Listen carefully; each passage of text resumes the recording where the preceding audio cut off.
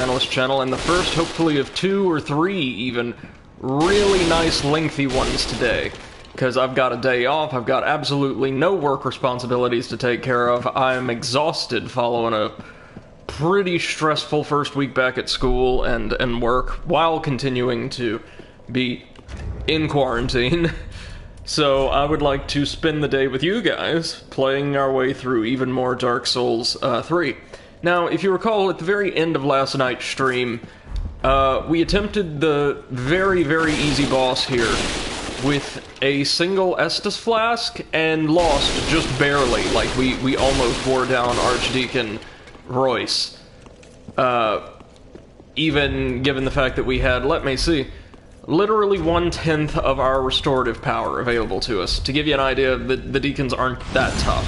So today, our very first order of business is going to be rushing the deacons, which should be much easier now that both of the giants in the sanctuary are down, and reclaiming our souls.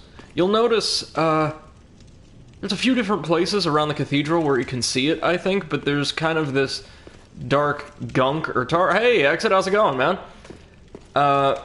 This tar kind of caked around various surfaces in the cathedral. Now, I don't think this is the same gunk that the giants were wading around in. That stuff was kind of just a deep, kind of muddy green, sort of like the thing you'd find in a bog or a swamp. Hey, Seth, how's it going? Glad to see you guys today. Hope you're having a great day, and I'm finally reaching you guys at an acceptable time for your time zone. I'm thrilled for that.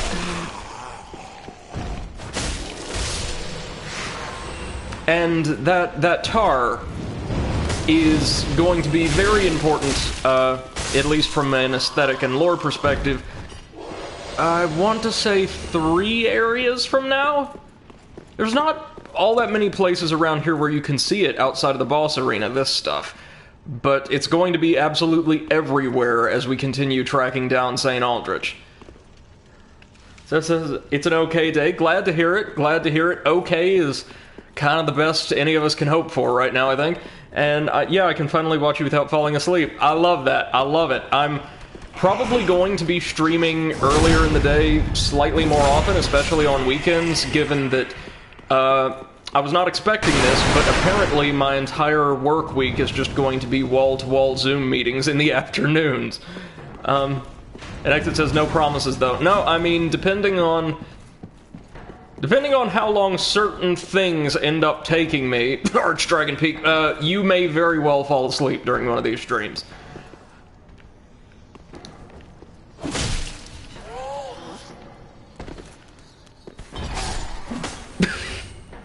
Well, he tried. Exit says lovely Zoom meetings. Oh, brother, tell me about it. I'm not the world's biggest, like, technology buff to begin with. And I was in something like 13 Zoom meetings from Monday to Friday. I am so tired.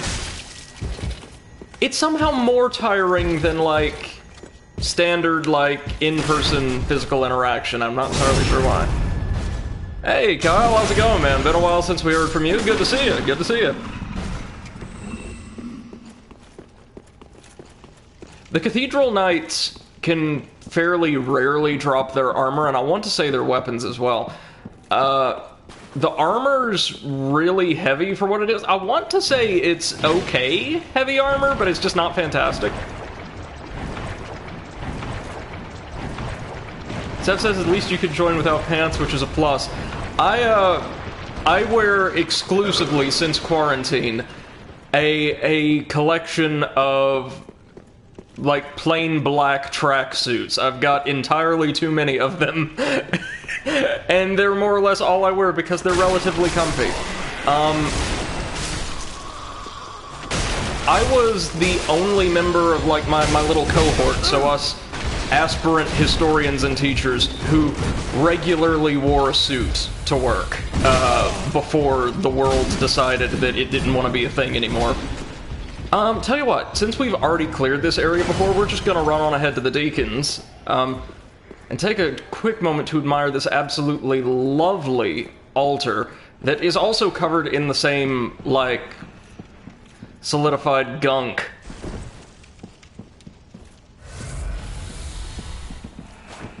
Cal says, and then you stand up or get fired. Exit says, or get promoted. I actually made it a point to never join a Zoom meeting when I was like sitting down at my desk or whatever. I was so tired by the end of the week that I was just laying on my couch, like turned to one side looking at the computer. So most of the participants just saw like my leather couch with a little tiny like tuft of my hair sticking out. Zeph says solidified gunk. There's not a much better word for it. It's technically supposed to be tar, but, well, as we'll see before long, that stuff caked everywhere actually is Saint Aldrich, or what's left of him. It says it'd have a servant feed you grapes. If only, but you see, the servant would be a health risk, so we couldn't do that. Now, we almost got this with one Estus flask and half health to begin with, so even though we're going to be taking hits, it kind of doesn't matter. It's a really cool fight aesthetically, but it is not hard, not in the least. Oh, thank you very much. These bigger guys are the only ones that pose much of a threat to us in any phase, and Archdeacon Royce himself won't do much as long as you keep the pressure on him. And I'm curious, I actually don't know. Do the deacons, and particularly the Archdeacon, deal dark damage with their miracles, or is it some other type of magic? Because I'm fairly certain all of the dark-associated spells and miracles and things like that in this series have a violet or black hue to them, and deep miracles tend to be like a dark blue.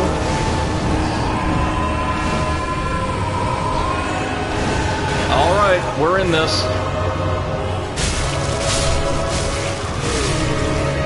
Pardon me, excuse me, your holiness. Oh, they're trying to call down the instant kill, or not instant kill, but like the, well, it's kind of the equivalent of an aggro timer in an MMO. They'll slowly summon this descending cloud of darkness to choke you out.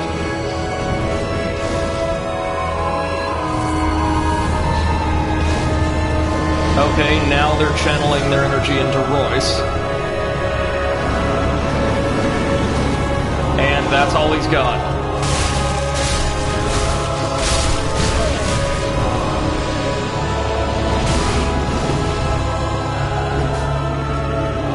Come on.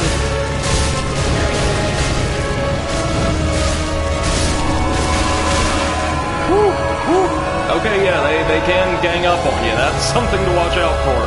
I think even if you kill the special blue-robed ones, more of, like, the bigger guys will spawn in the second phase to, like, keep him safe. One more. There we are. And as soon as Archdeacon Royce's health is depleted, they all die. Nice, nice, nice. Cal says they fed him the wrong grape, so he had them executed by a lion. If only that were a thing we had here. And I remember I was watching someone do a torch-only challenge for Dark Souls 3, and they rage quit on this fight?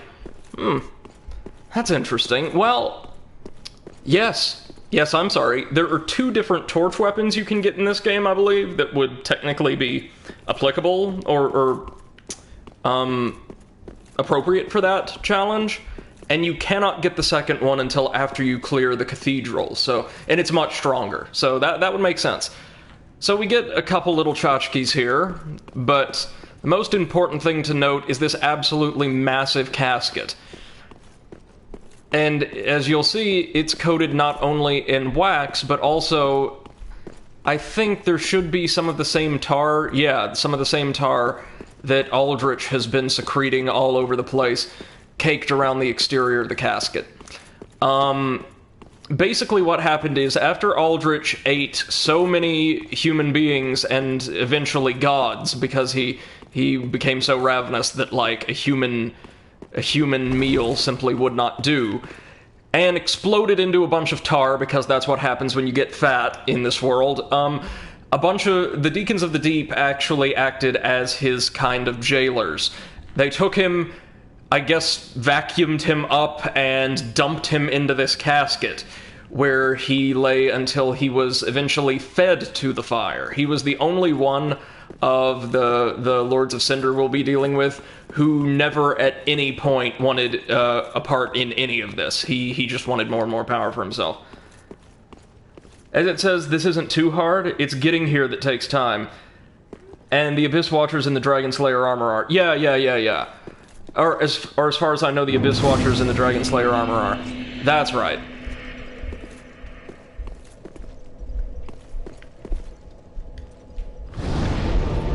No, this is far from the hardest boss in the game. It's very simple, actually, but I absolutely adore the audio-visual presentation. Like for most of the game, the battle music is really, really well done and atmospheric, and seeing this entire congregation of undead priests shambling after you, and having to bait out, like, their leader, who is possessing one of them, is a really cool, gimmick for a fight, I think. It fits. And notice, as soon as we rest at the bonfire, for some reason Archdeacon Royce's corpse will just spawn in, and we can loot what is aesthetically some of my favorite armor in the game, the Archdeacon set. Or no, we got the skirt, robes, and kind of his meter. Skirt worn by an Archdeacon of the Cathedral of the Deep, worn underneath holy garb. Of the Archdeacons of the Deep, one attended to Rosaria, Mother of Rebirth, whom he deemed a goddess, and whom we'll be seeing very, very shortly. A sign of the Way of White's highest rank. Of the 3 Archdeacons of the Deep, one stood over Aldrich's casket with hope that he would return one day. That's the one we just cut down. And finally, one cast off his white crown and left the cathedral to stand by Aldrich. That is Archdeacon McDonnell, who we can meet later on in the game. Seth says, I bet you'd look great in a skirt. Well, this character certainly does. I mean, I could probably make one work, if we're being honest. I have to find something that suits my sense of style. I like a lot of blacks and silvers, but yeah, we could probably swing that. Yeah, there's nothing else in here. So I will now be running around as, like, the undead bishop for a while, because I absolutely adore the look of this armor. Is it the best armor in the game? Well, actually, for, like, some caster builds, I think it's really, really good. Like, it is beneficial for developing that kind of character. Exit says, can't wait for the webcam. Well, my, capture card stuff should finally be arriving on Tuesday. And thereafter, maybe I could get some kind of something set up if I can use my extremely limited knowledge of, like, streaming technology to set up, like, a decent interface. Exit says faith build may be sorcery build, Matt. Yeah, so like a faith or a miracle or a hex build, maybe. Which, well, maybe not even that, because I think hexes now are automatically categorized as miracles or sorceries. Oh my god, no. It's the painted world from the first game all over again.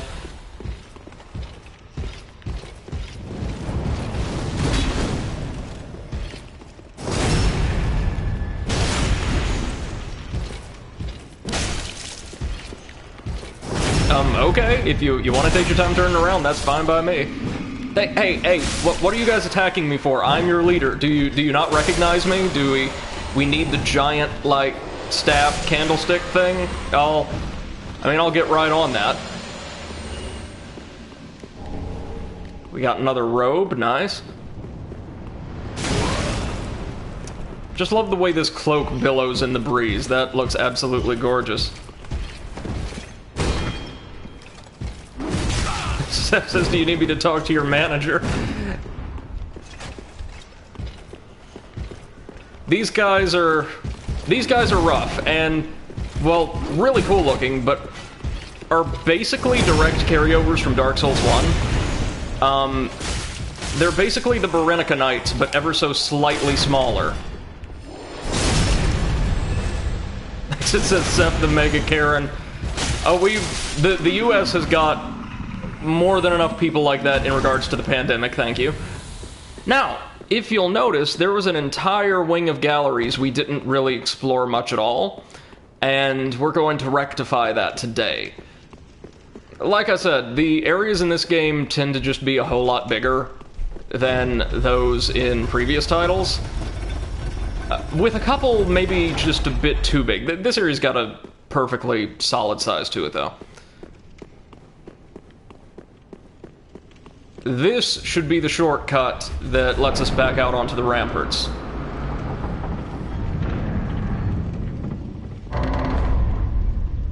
Yep, there we go. Whew. And so long since we've seen the admittedly gorgeous evening sky in Lothric. Seriously, the skyboxes in this game in Bloodborne don't get a whole lot of praise, but they are absolutely gorgeous.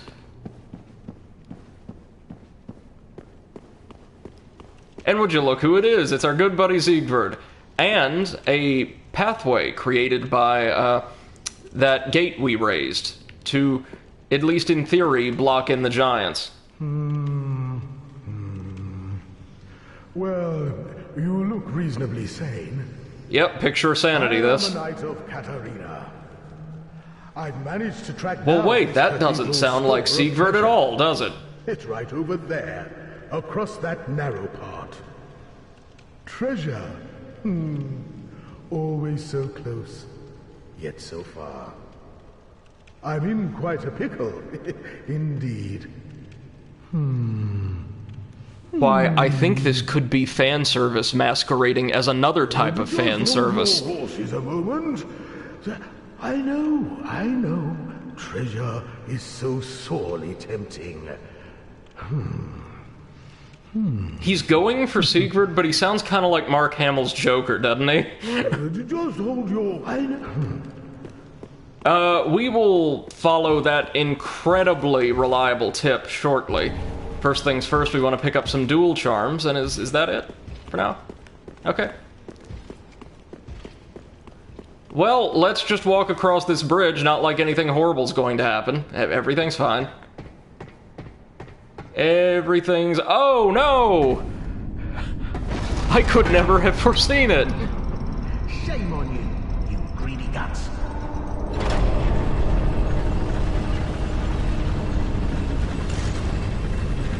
And it's our good buddy Patches from Dark Souls 1 and Bloodborne.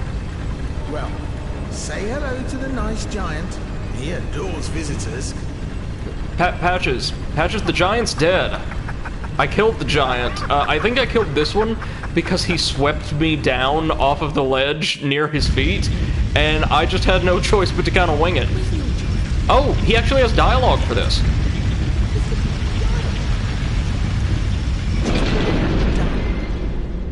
How dare you? Have you no shame? That's a great foresight on their part. Damn.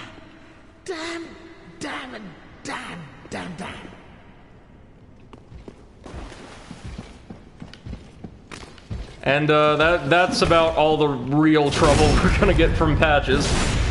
I think insofar as fan service goes, since he's something of a legacy character like the Onion Knights, it's honestly not that bad. And aside from, just like in Dark Souls 1, serving as a merchant, should we make our way back up to him and forgive him, he doesn't do much else in the game. He tried, though, so let's give him some credit for that. He did his very best. Oh no, Exit says Patches in another spot as well in this game. Is he really? I thought it was just the one. It's been so long since I played this game, all the way through, anyway. We'll go ahead and raise this portcullis, because why not? Cal says Patches is the Cid for Dark Souls. Oh, there's several characters like that. There's the Onion Knight that he was impersonating, appears in Dark Souls 1 and 3. There's a Crestfallen Warrior who appears in every single title in the series. Exit says, oh no, you'll find him again, and he even becomes a vendor. Oh, no, I know he becomes a merchant, and he can, like, come to Firelink Shrine. I just wasn't sure if he ever showed up anywhere outside of the shrine again. And unlike the first game where he had, like, maybe some situationally useful goods, I seem to recall him having some pretty good stuff in this one. It says, yes, he does, twice. Oh, wow. Oh, that's right. That's right, he does. Okay, I think I remember now.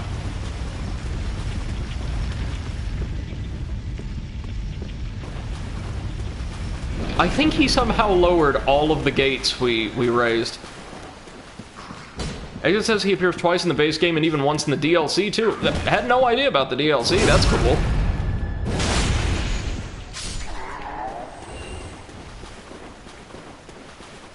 Alright, let's just... We may need to extend another bridge somehow, but let's just work our way back up.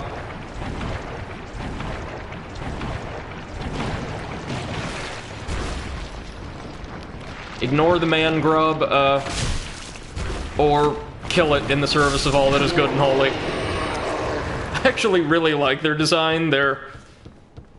What does it folks on the internet say? Ugly cute, kinda? Like, they've got a very endearing little design. Hey, check out these folks who have just mastered the art of the deep squat here. Like, I mean, they are holding that so well. You have no idea the kind of, like, torso conditioning that requires. It's insane.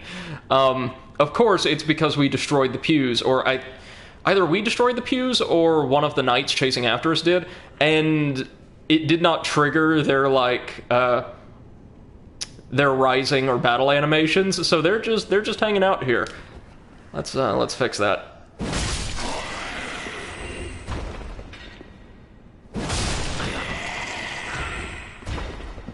Exit says Seth can do it better. After an entire playthrough of Dark Souls 3 and however much Immortal Shell y'all have done, with that stipulation for deaths, I would imagine so. Seth says I'm a professional. Yeah, you really are at this point.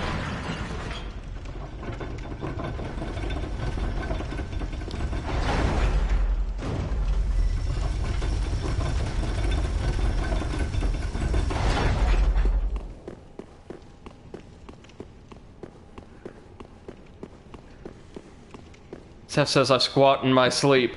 That would be just the best, wouldn't it? If you could somehow train yourself to perform a full-on exercise routine in the middle of the night while you're asleep, no conscious effort on your part.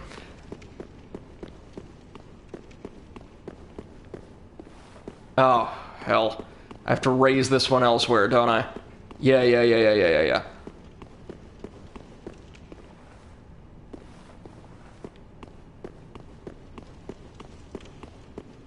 Trust me, we need to raise that bridge because there's a covenant on the other side. I mean, a covenant we are definitely not going to join for the sake of maybe advancing an NPC quest line, but a covenant nonetheless.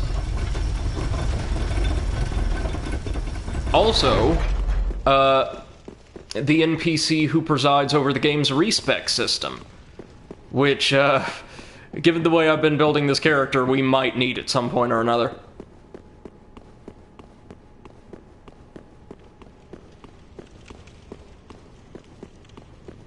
Seth says you look like the Pope. Yeah, no, these are meant to be like a deacon's robes, or basically this church's equivalent of like maybe a cardinal's robes, but the vestments overall look a bit more papal, don't they? Speaking of which, did you guys happen to see, I think it was a new Serious Sam 4 trailer that was released like a day ago or so, which apparently features a giant mech fight in the Holy See, with Sam riding an armored, like, 20-foot-tall mega Pope-mobile. That is apparently a thing that happened. Like, I've not played the Serious Sam series, but I kind of want to now, because... What?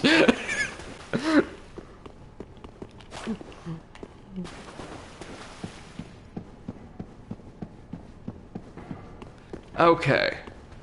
Where's that switch? Seth says, oh yes, you have to, they're amazing. Yeah, no, I've heard that. I've heard, is it the third one in particular that gets a whole lot of praise? Uh-oh. We've aroused the anger of the knight and, like, his two little thrall sidekicks.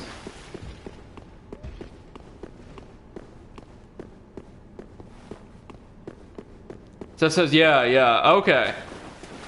Now, I will put them on my list. I've got this now massive list of games I want to play and stream. Again, just after seeing that trailer, I kind of have to now.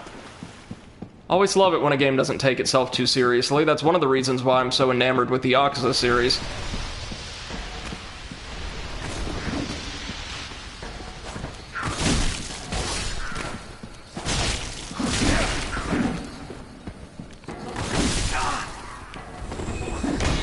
Oh, he got poisoned by the sludge. Lovely. Okay. Now, I will find this. Don't you worry, even if it's going to take like half an hour of the most boring gameplay y'all have ever seen, I'm gonna find this switch.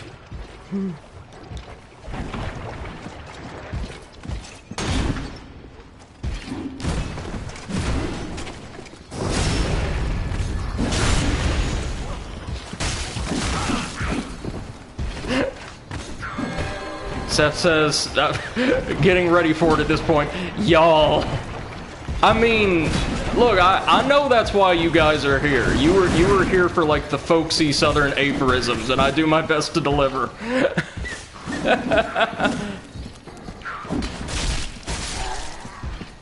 Like, you might not get progress, but you will get y'all, ain't gonna finna. You'll get them all. That is my promise to you. Seth says, I'm just here for y'all.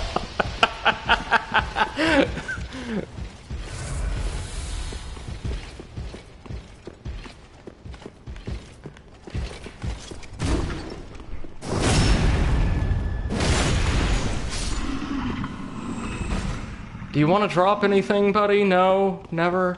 Nah. Wait. Think I might have an idea.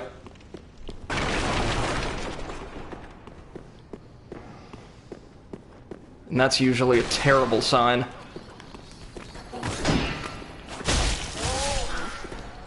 So we can see that Aldrich just kind of got goop all over the walls and floor as he made his way out, I guess.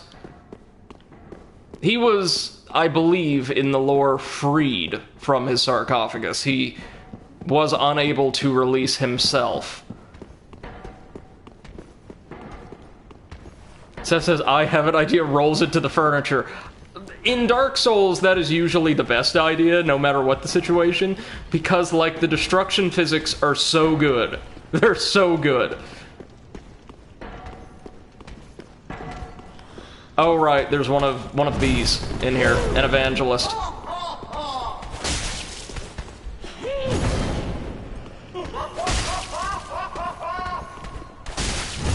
Still the best voice work in the game, I contend.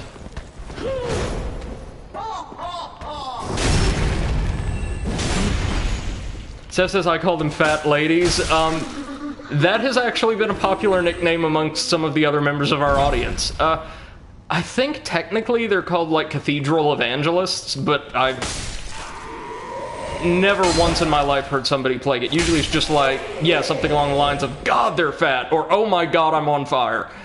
Both of which are perfectly acceptable titles. There's a switch somewhere that will allow me to get to the Covenant that we kind of desperately need to get to, and I'm sure I've walked by it like 30 times. Hello, Grave Warden. Goodbye, Grave Warden.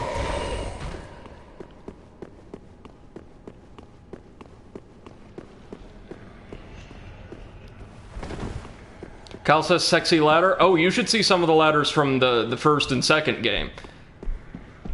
Some of those were so long that we were able to fit in a Snake Eater break. Pardon me, have any of you guys seen a switch around here that opens a kind of ridiculously, really illogically large gate that you might use maybe to contain the giants that you have chained down in Sanctuary for some reason? No? No? Alright, thanks for your time.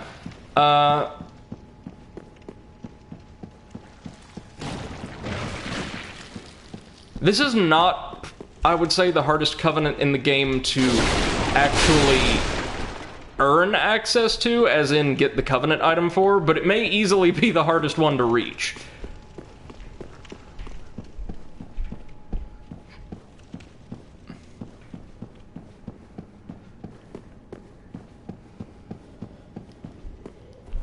Seth says, hint, Switch is not in the furniture. Well, there goes all of my ideas. Oh, and have we never been here? No, we haven't. Silly me. Okay. Let's take down the Evangelist.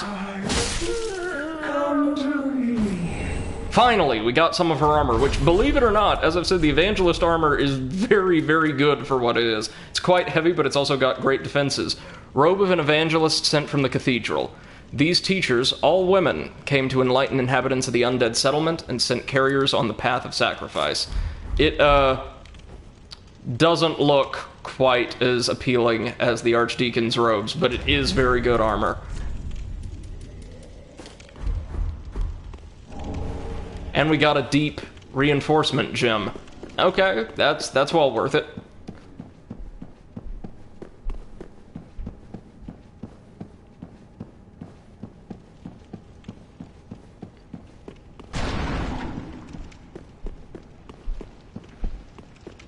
If our time in Dark Souls 1's sewers and Bloodborne has taught us anything, it's if you're in an area where slimes are known to congregate, just run constantly. They'll never get the drop on you, but you'll have like a half dozen little mini heart attacks trying to, or due to near misses. Very, very close near misses. Okay.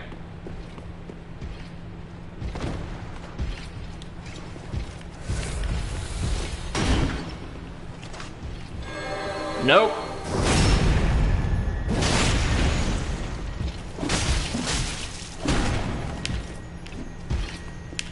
Nope. Nope.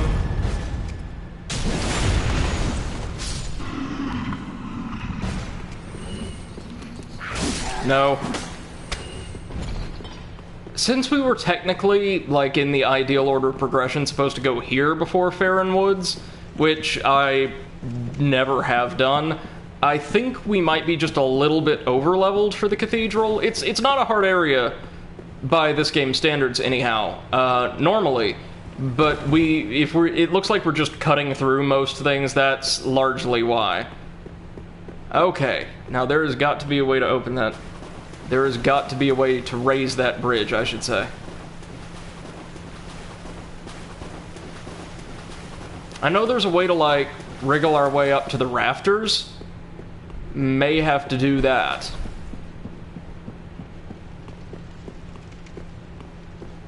Wait, did we... Oh, you're kidding. Did we never explore any of this? Oh, well, that could be our problem. Maybe, kinda, sorta. This might just be a shortcut. Nope. Well, it is. There's the chapel.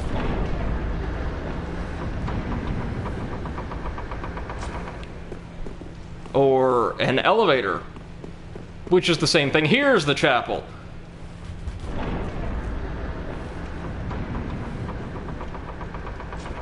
Haha.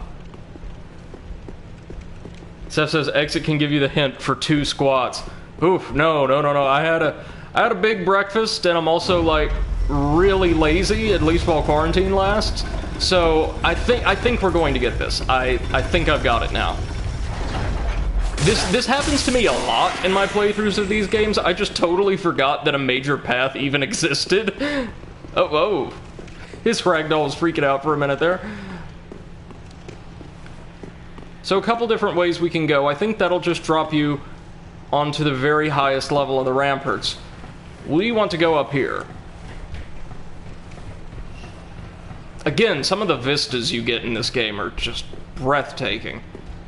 So up here in the bell tower, there's like one deacon just milling about, not really doing much anything, but, you know, he tried. And he gives us the deep ring. Let's get some lore out of that. Allows attunement of additional spells, just like the Saint's Ring. Same exact effect, I think. A ring bestowed upon deacons of the Cathedral of the Deep. Allows attunement of additional spells. In the cathedral slumber things most terrible, and as such, the deacons require a grand narrative to ensure they do not falter in their duty. A philosophy to ward away the madness beckoned by the grotesqueries at hand.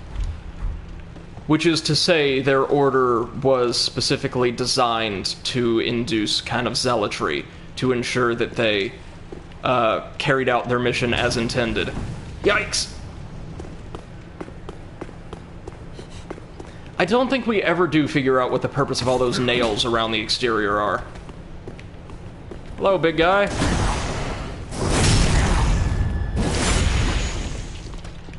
I wish we could get their robes, or the Grave Warden's robes, just kind of these tattered-looking, sort of dark brown, or in the case of the Grave Wardens, like kind of tattered wine-colored vestments. They look really cool, I think. Hello. This area loves its thrall ambushes, and a lot of them are rather ingeniously placed.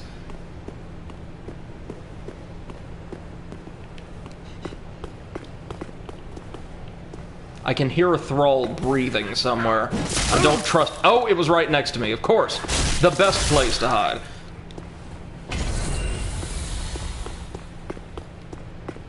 There's another one over here, but probably with more backup, right? No? Is that it? Okay.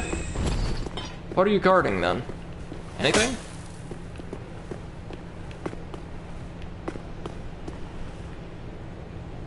Gotta be guarding something. Maybe just, not now? Hey, MC, how's it going, man? We've, taken down the Deacons of the Deep and are kind of completing our exploration of the Cathedral, which there's quite a bit left to, actually. There's an entire upper level we didn't, explore last night, and a Covenant we have desperately to join. We also ran into Patches again, who was disguised as an Onion Knight in, honestly, one of the game's best moments of really well-executed fan service, I think. What do we think of this area overall? If I have to be honest, it's probably one of my favorite zones in the game. Just insanely well designed, very cool visually. Got some interesting, unique enemies. And even though the boss isn't that, like, challenging from a combat perspective, I don't really equate challenge with enjoyment necessarily for this series. And I think it was a really cool little, like, gimmick fight. It may be my favorite zone we've been to so far. Oh, there you go. Good timing there, buddy. Another pale tongue. We'll find out what those are for shortly. Now, though, we've got to head into the rafters proper. None of these are illusory walls, right? And take on a couple Cathedral Knights in extremely perilous settings. Like, oh geez, these fights. Seth says, I have great news, I just got accepted for pole dancing classes. Congratulations, that's wonderful. And I'm certain, in addition to, like, everything you've been doing on stream, that'll be excellent exercise. I'm happy for you, congrats.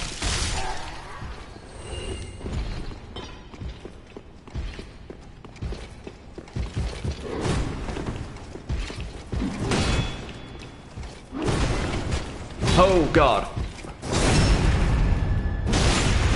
Seth says my legs are already up to speed. I'm sure these streams have done a huge, or played a huge part in that. I'm certain. Oh, we actually got their gauntlets and some Titanite. That's quite nice, actually. And we get a blessed gem that we're not going to use, but it's nice to have. Massive iron gauntlets worn by knights serving the Cathedral of the Deep. Repulsive creatures of the deep are sure to attract the foolish, but the Cathedral Knights are prepared to meet such intruders head-on with their more than ample might. Seth says, and after I finish DMC 5, I'll go for Dark Souls Remastered, so more squats incoming. So I don't know, Exit, you've played them both, and MC, you've seen a bit of both now.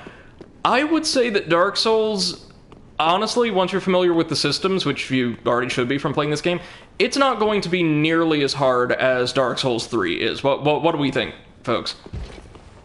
So yes, there will be some squats, but not so many. And the Dark Souls 3 pathfinding AI strikes again.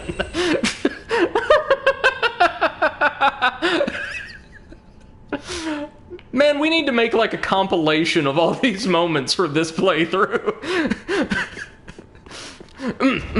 Hold on. No, what is it? The Cathedral Knights are prepared to meet such intruders head-on with their more than ample might. By the way, a big thank you to everybody who's turned out so far for this morning's stream. I'm so glad to see so many of you here, and hope you're having an absolutely phenomenal day so far. I know I am, and appreciate you all being here with me. Didn't remember these guys having ranged weapons, but okay, fine.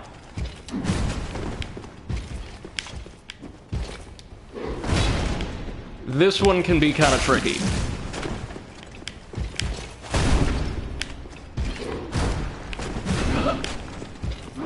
No, stop, just get that shield up, sucker. There we go.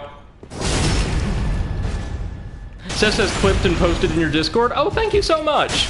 This has happened a lot in this playthrough. Including to me! Oh no! MC says wouldn't want to miss it for the world. Thank you so much, man. I appreciate that. I appreciate all of you guys. You have been, all of you, have been absolutely saintly to me, even though I'm comparatively new at this, and let's face it, not exactly the world's most dexterous, extemporaneous speaker, so I really appreciate you. In this kind of global climate, more than ever. Let's try that again, but maybe, like, not fall off of the rafters this time. The idea was kicking the knight off of the rafters, which I think we did, but... Seth says, I appreciate y'all. It's apparently what people come to this channel for. I gotta give you guys what you want, don't I? But no, you're gonna love Dark Souls 1. My opinion of it increased significantly when I played it on stream, which was my second playthrough ever.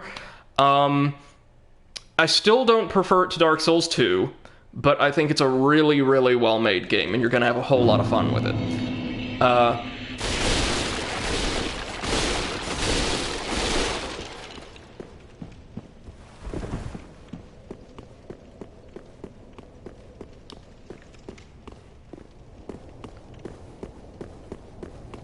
Okay, so our elevator was down here. Good news is we don't have to take on the one knight again. Whoop, wrong way.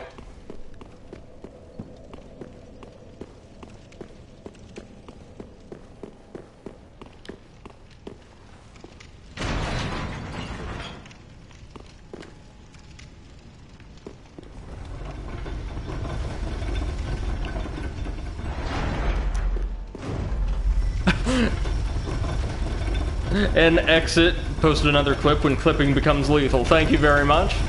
Always appreciate those.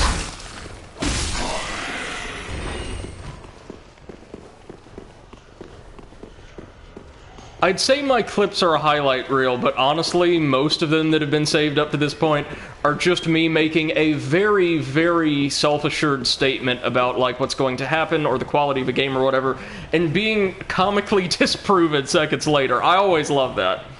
We had a lot of moments like that during the Crash playthroughs, didn't we?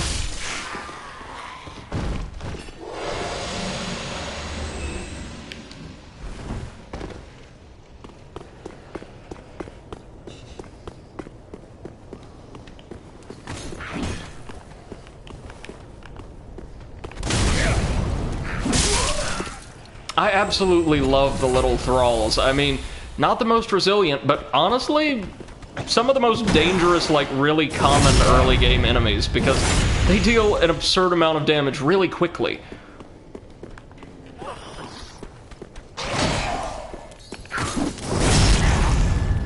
We've come so far, we're now able to handle the big uns with minimal issues.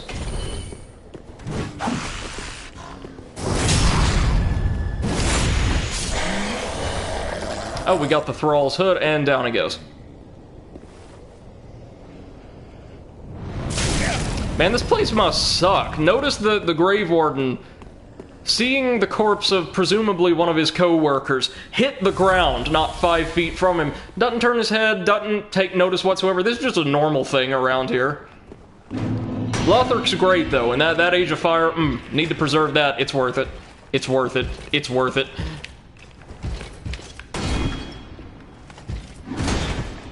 Oh my god. Nope. There we are. Seth, are you excited for the new Crash? Yes, absolutely.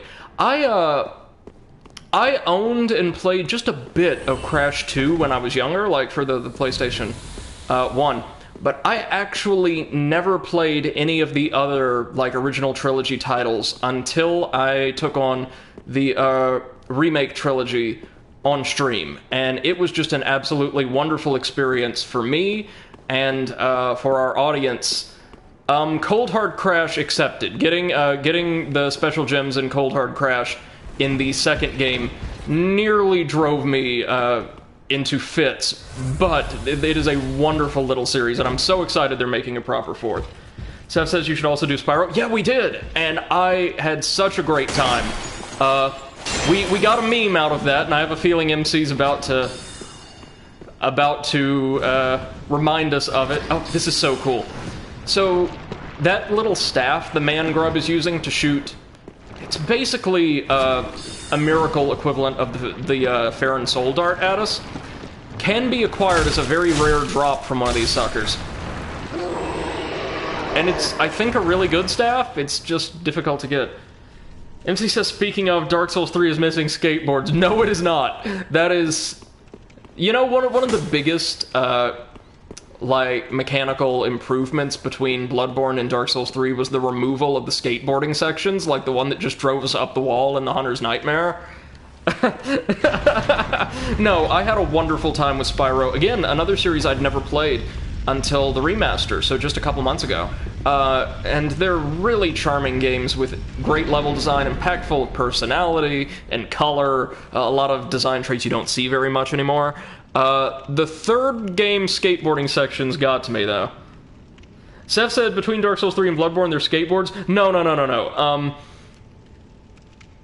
Probably the most animated I've ever been on stream is when Spyro 3's final stage incorporates an incredibly difficult and kind of arbitrary skateboarding race after what is objective, or in my opinion, probably the best game in the series. And I wasn't a fan of the skateboarding to begin with. So, there's this moment on the VOD where, like, I decided I wanted to finish Spyro 3. Like, we had almost made it to the final hub world, and I was like, we're finishing the sucker in one great big stream tonight. So it was maybe, God, going on 11 p.m., maybe, right, MC? And I'd been streaming close to 6 hours. And we're in, like, the little victory lap level, the super bonus round or whatever. And my audience at that point is comprised entirely of a handful of people who are Spyro experts, and I see the chat explode like, okay, get ready, here it comes. I'm like, no, what? There's this moment in the VOD you can find where just all goodwill, all positivity, all of the happiness I'd been feeling that evening just rushes right out of me.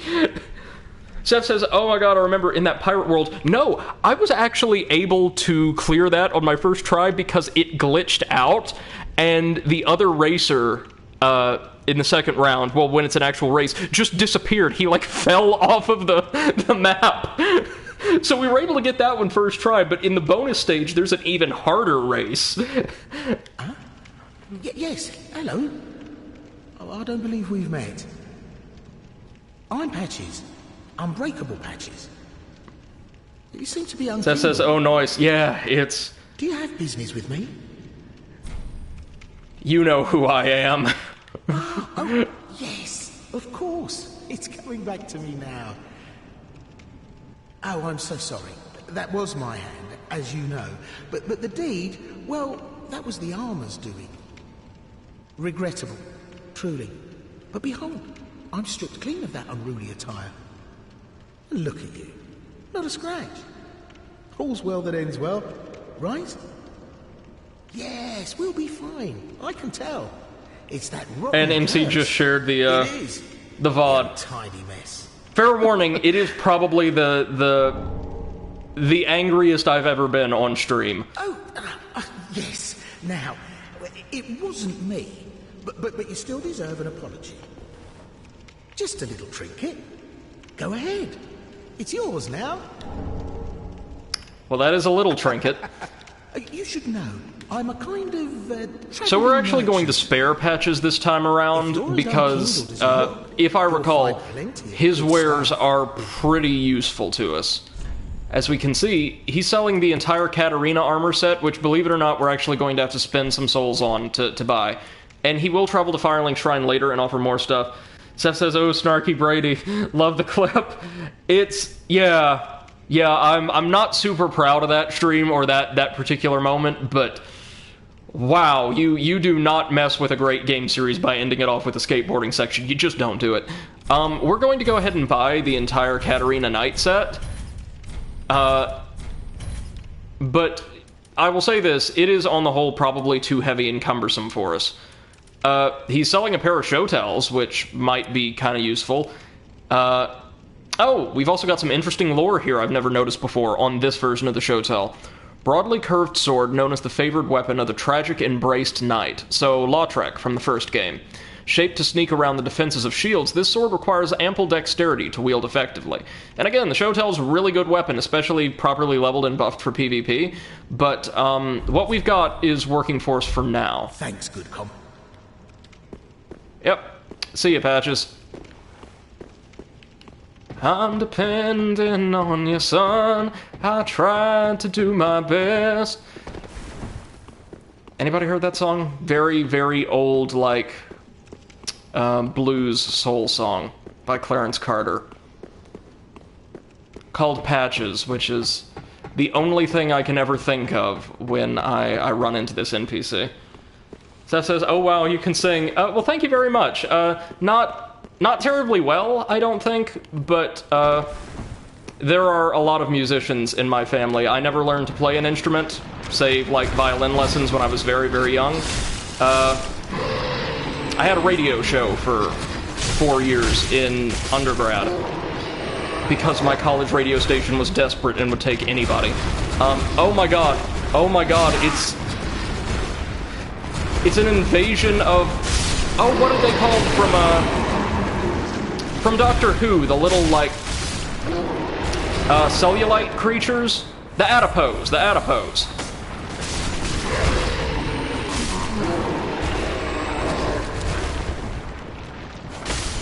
Now, they actually can drop stuff. Some pretty good stuff. At times.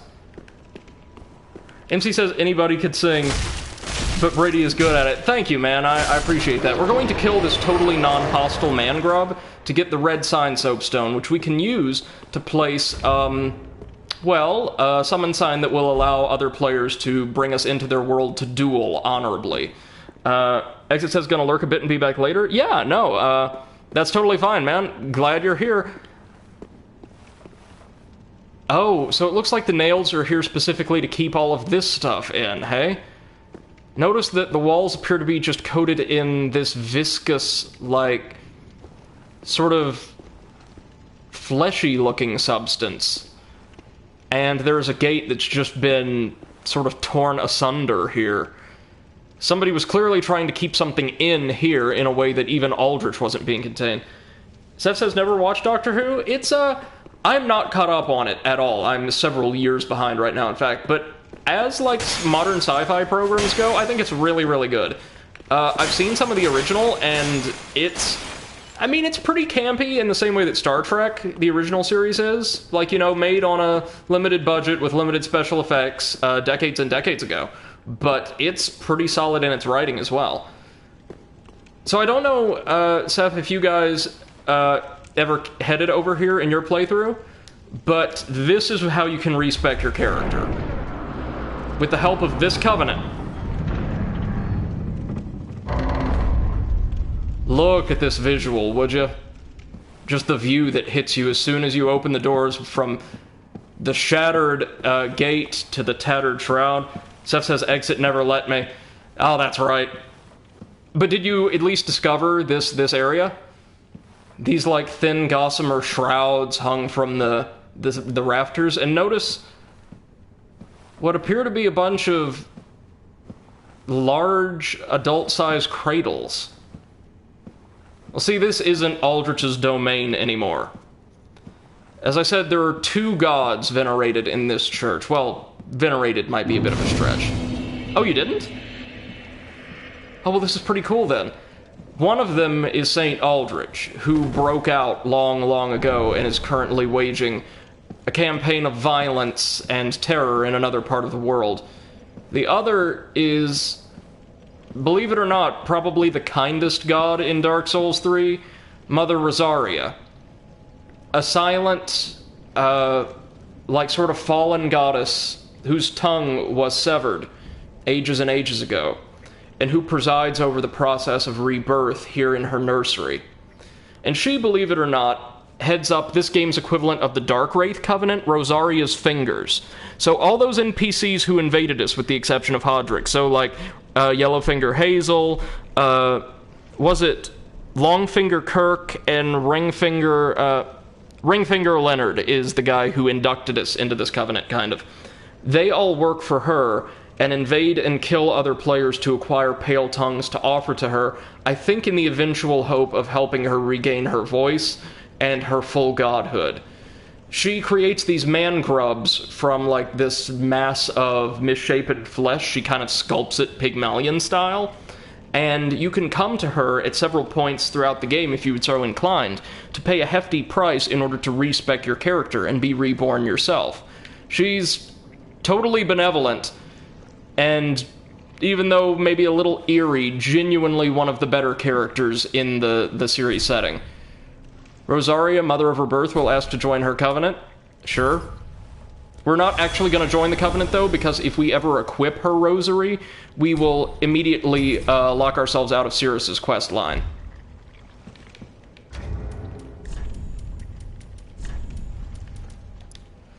Sacred Seal of Archdeacon Klimt, who served Rosaria, Mother of Rebirth. Equipped to pledge oneself to the Rosaria's Fingers Covenant. Rosaria's Fingers can elect tongues in her name.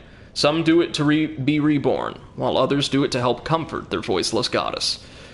Yeah, so you lock yourself out of Cirrus's questline if you ever equip the Covenant items for either Rosaria's Fingers or the Mound Makers, should you ever...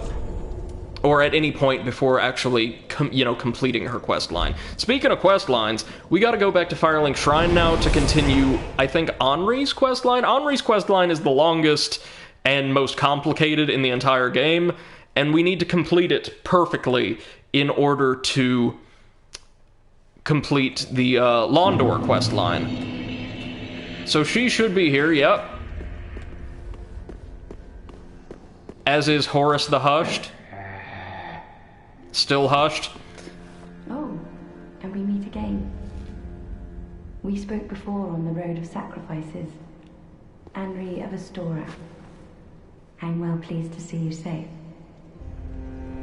We reached the Cathedral of the Deep, but Aldrich's coffin was empty. The man-eater must have left for his true home. The little doll in the empty coffin told me. Aldrich is said to hail from Irithyll in the Boreal Valley. So our next stop is like the fortress city of the fairy-esque Irithyllians, who created the massive, deformed, spider-like dark beast that dropped down on us in that huge vaulted room in the cathedral, as well as the monstrous, deformed Outrider Knights, twisted by the machinations and magics of Pontiff Suleiman and Saint Aldrich. We're going to what, in my opinion, is the single most beautiful environment Dark Souls 3's main game has to offer in just a little bit. But first we've got to exhaust her dialogue and do a couple, like, general housekeeping items. Irithyll in the Boreal Valley, an ancient fabled city. A pilgrim told me that the city lies beyond Farron Keep, and so becomes our destination. Okay, is that... Okay, good. So we'll run into them again on the way. We do have a couple souls to offer up to Ludleth, or one soul, I think.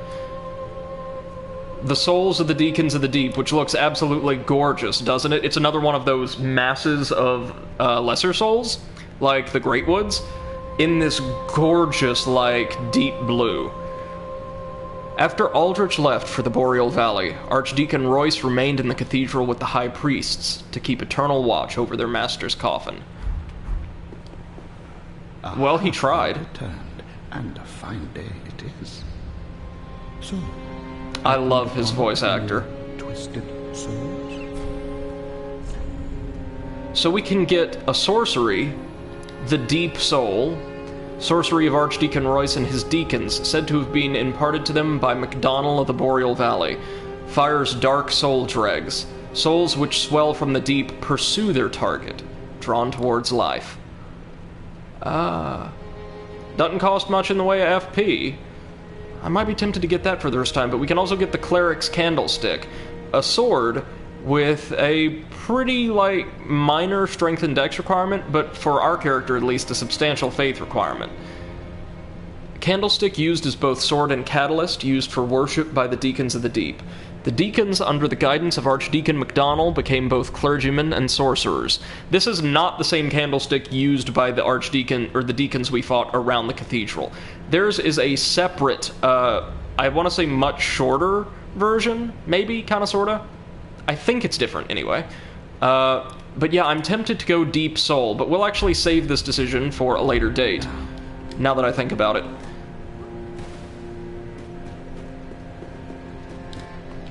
What items do we have to turn into our trainers?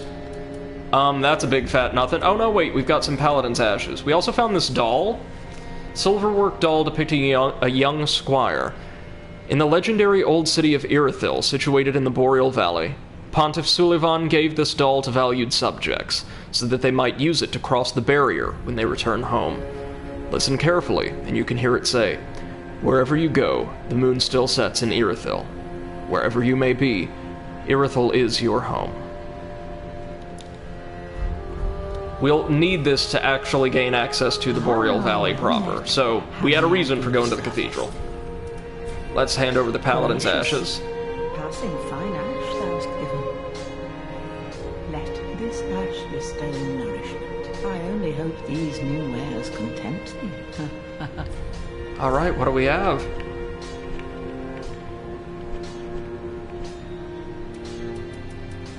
Selling a new talisman, I think, as well as the Crescent Axe, which is indeed a holy axe.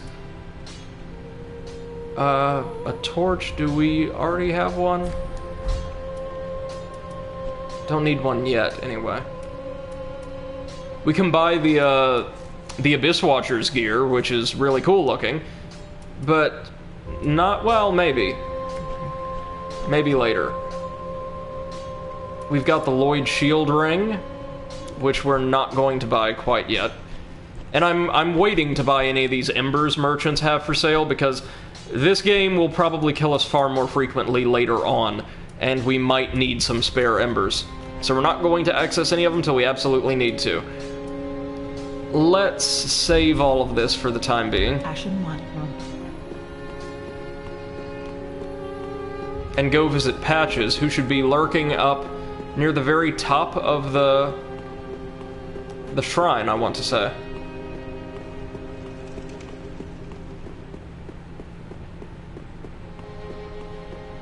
So we're actually going to have 2 streams today. I'll take like a quick break for lunch and the like in a couple hours, and then just get right back into it. Want to get through as much of this game as I can with you guys today. Also, since I haven't had as much of a time to stream, I want to take advantage of this time off I have while I have it. Okay, I think Patches might not show up quite yet. Does the ring finger have anything to say? Aha, you brilliant. I knew you were no ordinary man. We get another gesture, nice. Pillage all you like, and if you grow weary of your duty, you too may become a finger. Come on, Give yourself to Rosaria of the Cathedral of the Deep. Now invade and come on.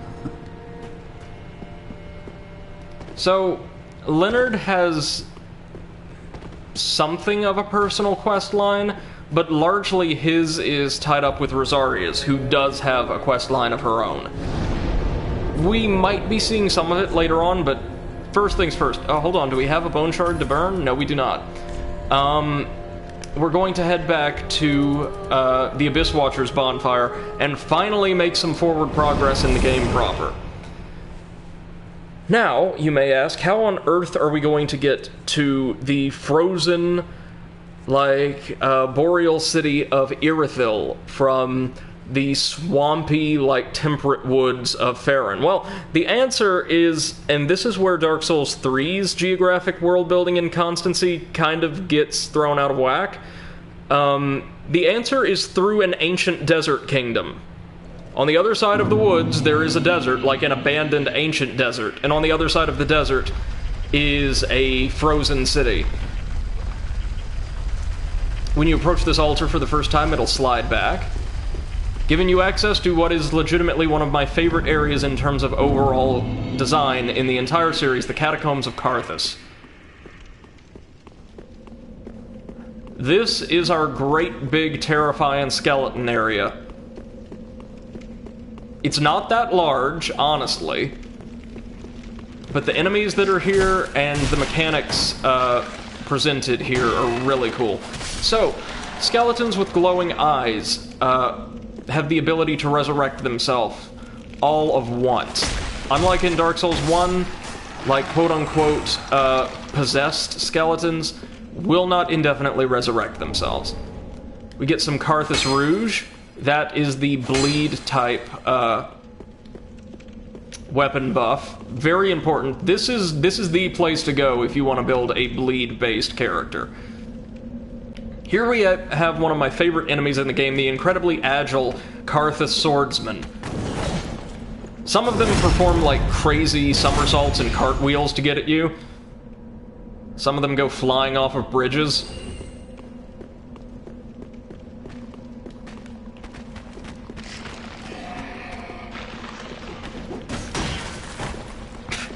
Gotta love that guy's energy.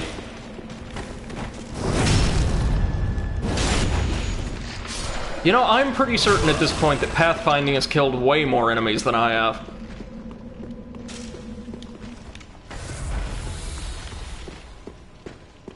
Have to be careful because there are legitimately a ton of skeletal enemies in these pretty tight areas by Dark Souls 3 standards.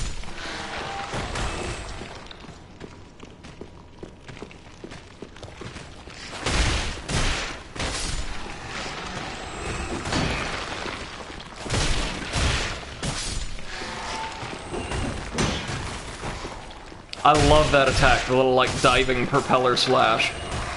It will deal some serious damage if it ever lands, but... as you can see, that's a little bit of a drop for us. Is there anything up here, any reason to be here aside from taking out the archer? Maybe not, no. Oh, yikes. Yeah, there's arrow traps here, I totally forgot. Good thing we've got the fire-resistant shield, eh? Now what's down here? Soul of a nameless soldier.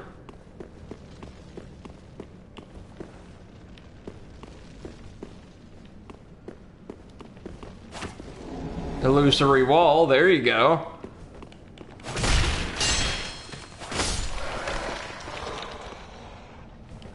There's a ton of loot here.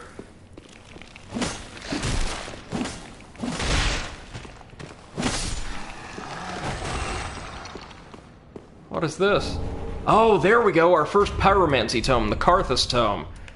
We can give this to, I think it's Cornix, and he will be able to give us quite a few additional sorceries, or spells. A pyromancy tome from Carthus, containing pyromancies crafted for battle. Carthus pyromancies developed in isolation from other forms, explaining their divergent evolution. So, you may notice that tome was kind of, melted slightly. We'll be discovering more and more about Karthus as we go through this area, but suffice to say it was an ancient old desert kingdom founded on the glorification of battle, specifically, like battle magic, making them a perfect fit for us. This guy's got a sickle, that can go right around your shield. Be careful.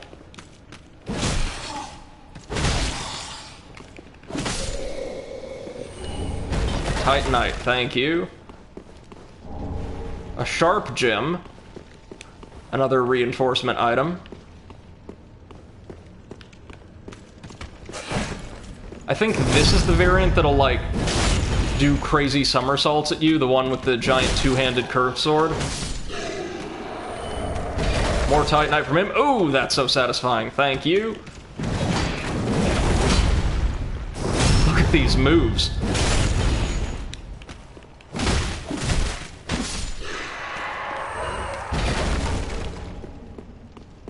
We'll have plenty of weapon reinforcement material after this, huh?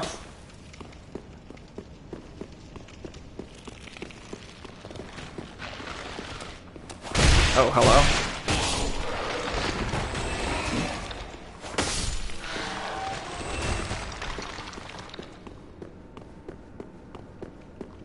Okay, so is there anything I missed up here? The layout of the catacombs is understandably a little labyrinthine, so it's likely we're gonna miss some stuff.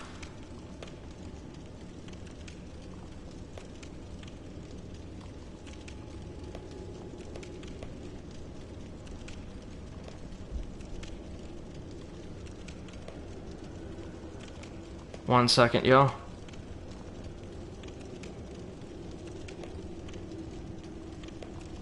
There we go.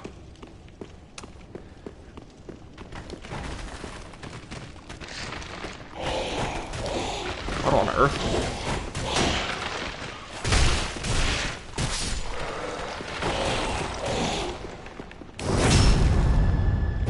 You think they actually made it to where the headless models have a harder time tracking, like, our movements? If so, that'd be some incredible attention to detail. Nameless Soldier's Soul? Nice, nice. Oof.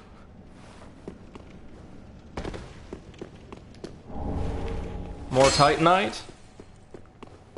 Most of the games have an area like this. Like I think in Bloodborne it was probably Yargle, where they just want to shower you, or start showering you, with basic reinforcement materials so you can get any weapon you want to up to snuff.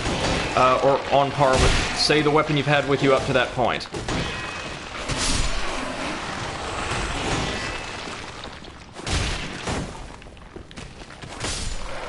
I know they're, like, pretty plain and, like, a genre staple, but there's something about, like, just a good old undead skeleton that I really, really dig. Hey, it's our buddy Henri. Not looking too great, hello. but... How very fortunate. Have you seen my companion, Horace? To my shame, I was snared by a trap, and we've become separated. I've not been able to find him since. No, I'm afraid not. Definitely haven't seen him. Horace is a valiant knight.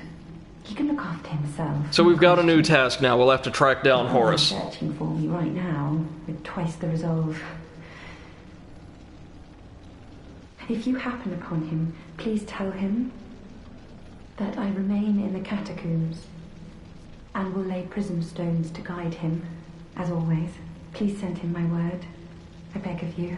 May the flames guide your way. Of course. If you happen upon that, and please may the... Not a huge ask. We can do that. Oh, what? Oh, sneaky, sneaky. Well, we got a Twinkling Titanite out of it, so we are happy, happy, happy. I will happily take an arrow that deals maybe like an eighth of my damage bar, or my health bar, or less, for some very, very rare upgrade material any day. We're going to have to find a different way back out onto that stairwell, though.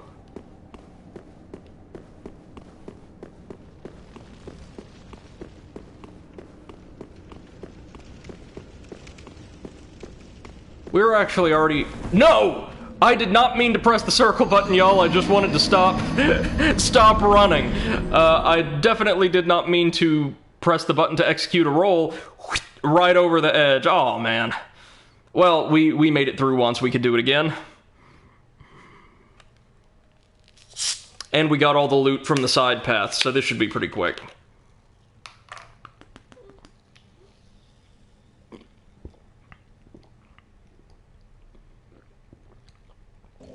MC says this game sometimes eats the input, sometimes it's too reactive. Maybe? I mean, like, on PS4, it doesn't feel that bad. Once in a while, I've come across something like that. So, I can... I can see where you're coming from there, and it might, like, especially, like, with, drivers for a controller on PC, it might definitely be too sensitive. What do we think of this area, by the way? I would argue it's insanely well designed. I really like these catacombs. Like, the first game's catacombs were great, these catacombs are great. FromSoft can do them some catacombs pretty well.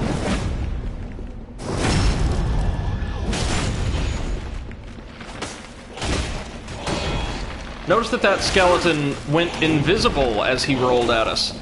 That is because of a ring he's wearing called the Karthus Milk Ring, which not only temporarily makes the user or the wearer invisible while they dodge, it also increases the iframes of their dodge, just like the old Hunter's Bone in the first game did. And we'll be able to get our paws on a Karthus Milk Ring before too long, believe you me. MC says, my only issue with catacombs is the endless pits. Well, in this version of the catacombs, I can promise you there aren't nearly as many. There's those, like, big pits around the stairwell, but yeah, in Dark Souls 1 catacombs, there are a lot of them. It's such a well-designed area, though, like, the bless mechanic you can use to permanently banish skeletons earlier than intended, the way that factors into Nito's boss fight. Oh my god! I forgot they specialize in bleed damage. No! No! Thousands and thousands of souls! Damn it all! Guys, that's like 4 levels we lost. Ugh.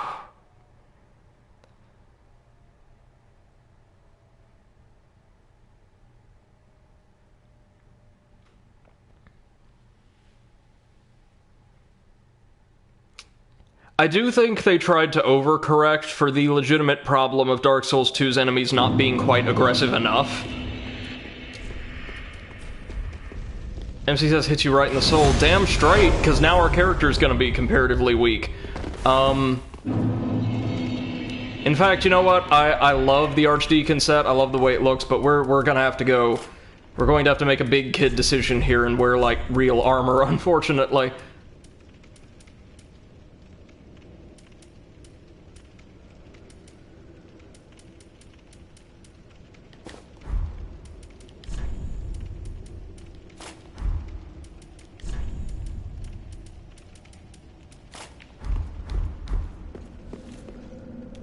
Oh wait, no, that's not the armor I wanted, that's Kirk's armor. We wanted that. No, we didn't. Well, there we go.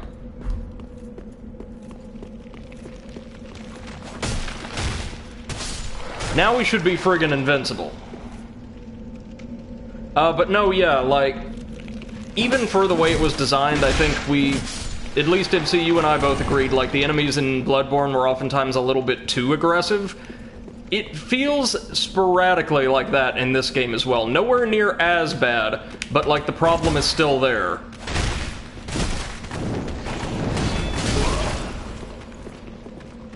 And often they're so aggressive they just end up flinging themselves into pits like that.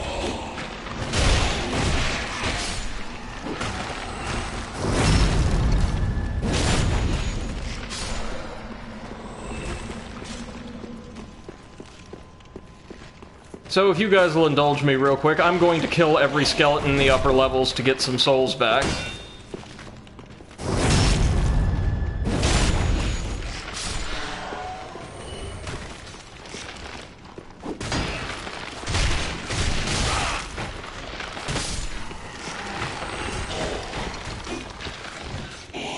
they did, between Dark Souls 2 and Bloodborne, and the change has sustained for this game, and I can tell you for a fact I don't like this very much, they made levels significantly more expensive. Significantly more expensive. Like, the cool thing about Dark Souls 1 and Dark Souls 2 is as long as you play competently enough, like, you don't have to be great, you can lose a whole lot of souls. You can build your character up pretty quickly to get to sort of the archetype you want. And in Bloodborne, it made sense for levels to be costlier because there were fewer stats you could plug things into. And so kind of the scale was maintained. But here we've got all the stats back and levels are still expensive as hell. MC says, my only issue is that the power balance is not respected. It's almost like they have infinite stamina. Infinite, or infinite compared to ours, at least, yes.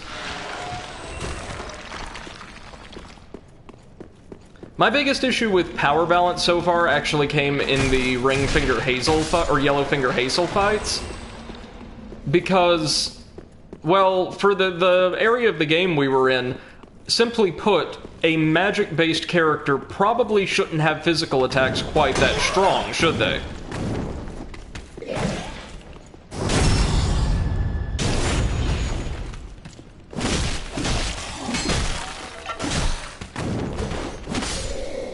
I do really like these guys, of course. They dropped a kukri, one of the blood-throwing knives.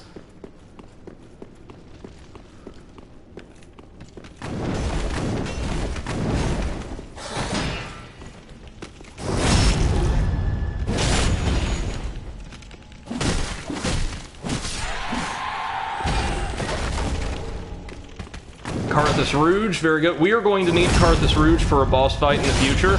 It's really good, believe me, it's really, really good. More Carthus Rouge, okay, I'll take it.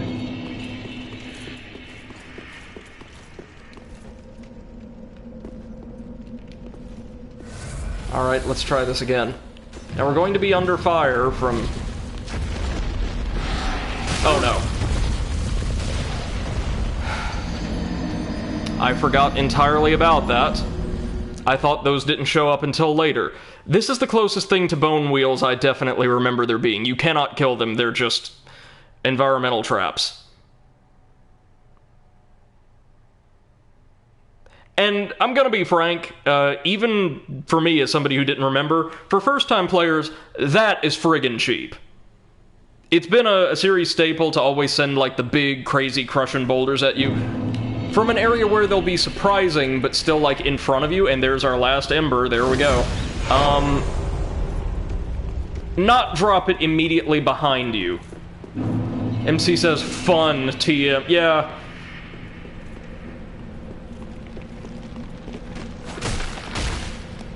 It's a really good game. It just feels to me that they tried a bit too hard to please the most vocally angry subset of the first game's fan base.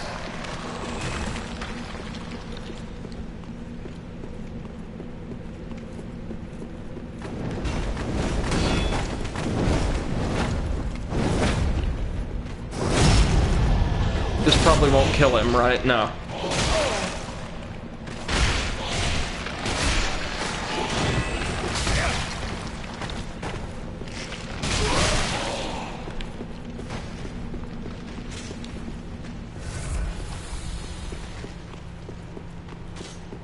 Now we've got some great fan service, and by great I mean one of the two most blatant examples of fan service coming up after this awesome area. We're gonna clear it entirely, or nearly entirely. There might be little goodies left behind. Then it's fan service time, and oh boy, oh, we got the Carthus Curved Greatsword. That's a really good weapon, actually.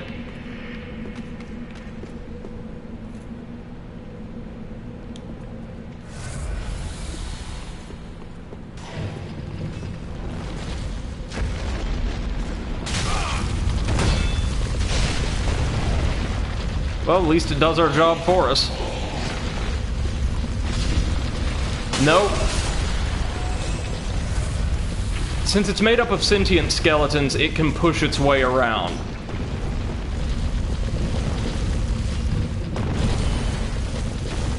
Which is kind of cute, I guess. Ember, thank you, God.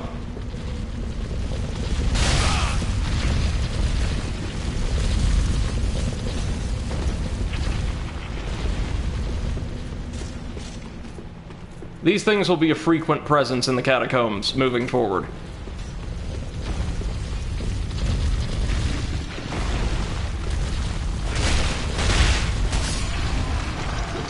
So as you fight your way through the skeletons in these lower levels, most important thing to remember is, well, first off, some of them can throw homing curses at you, but which ones respawn, or which ones will resurrect, which ones will not.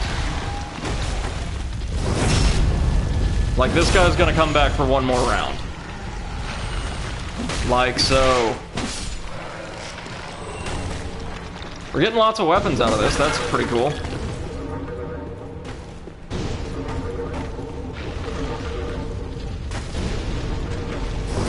Iframes, please, thank you. Now, some of these jars, I think if we shatter them, will spawn, like, homing curses. Let's test that theory. Maybe? Kinda, sorta? No? Could have sworn some did. Yep, some of them do.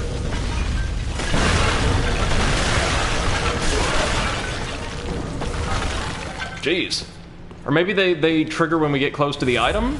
I honestly don't know what the deal is there. But it's worth it. It's the Karthus Milk Ring, which makes dodging much, much easier for us.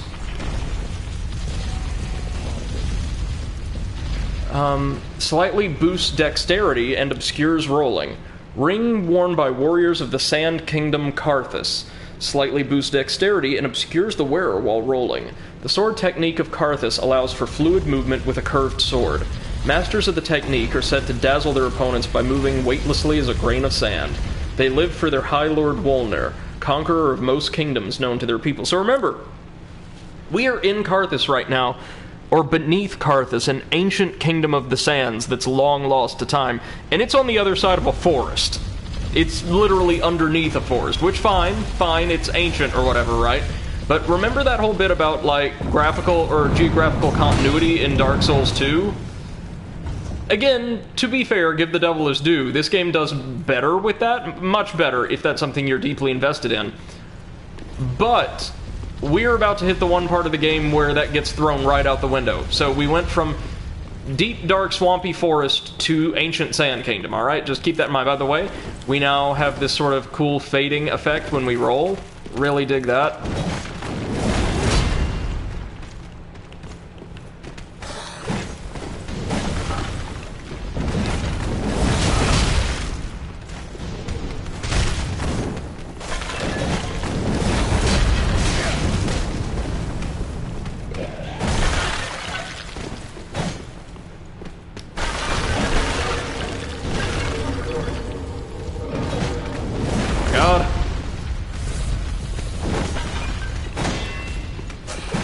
Remember, we got 2 rounds of this guy.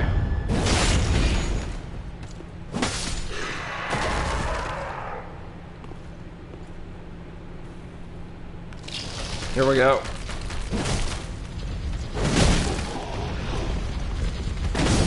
There we go.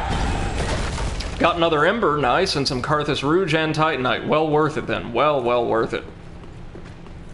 Now there's this little hexer over here.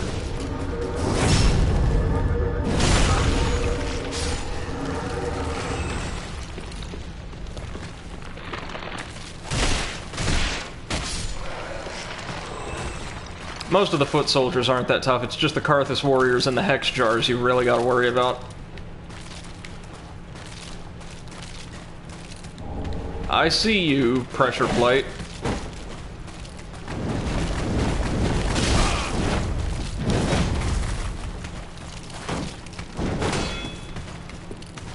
I kinda like their shields, these like battered old leather things. We're gonna stab him right, but below the legs? Alright. Large Titanite shard, right on.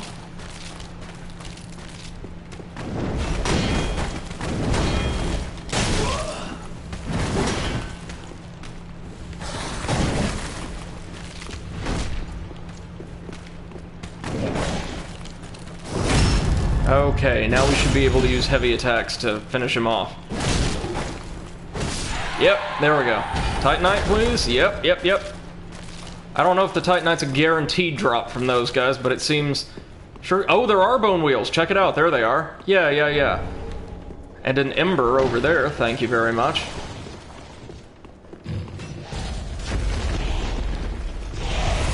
Here it comes. Guarding some Titanite. And a bonfire. Yes. There we go. I think this is one of 3 bonfires in Carthus. This is the proper Catacombs of Carthus bonfire. Well, no, it's one of 2, I'm sorry. Because there wasn't one at the very entrance. That was technically a Farron bonfire.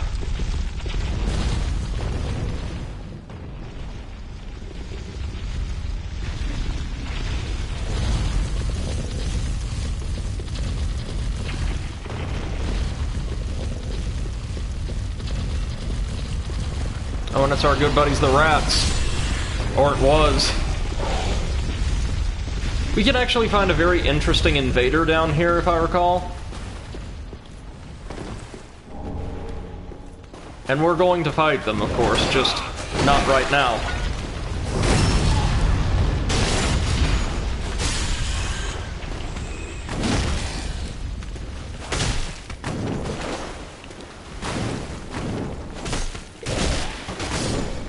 These guys are really agile, but they don't fare that well in very tight spaces like that one.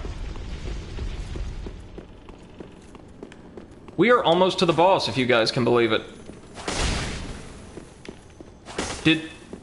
Did we just hit that crystal lizard straight out of the boss, or out of the map? I guess so, because it died. Fire gem, thank you. Yellow bug pellet. We'll want to be going down there eventually. Emphasis on eventually.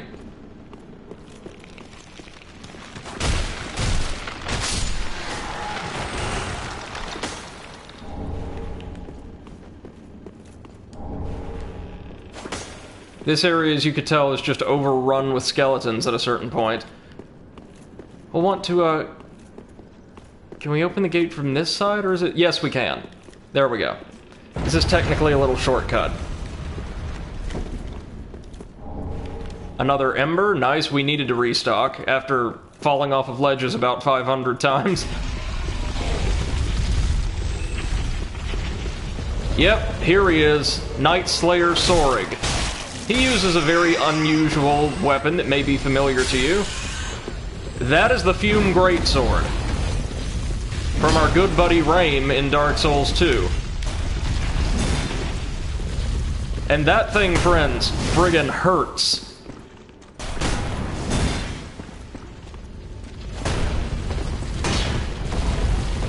No, no, oh, we're dead. We are so dead. Yep. No, we're not.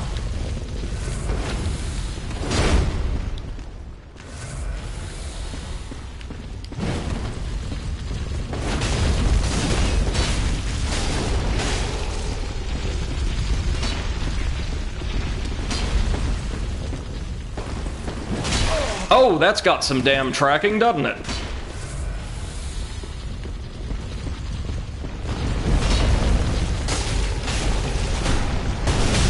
He's got Estus as well, I believe, like a lot of the NPC invaders do.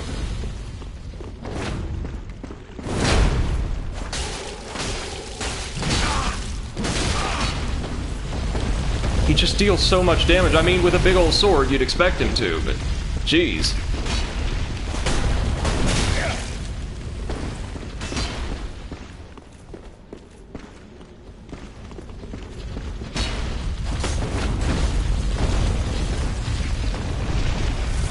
He's also got fairly low recovery times for someone with this build.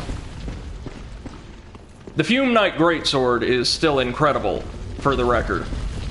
Like, it is a excellent weapon. My best friend's done a run with this sword, and absolutely swears by it.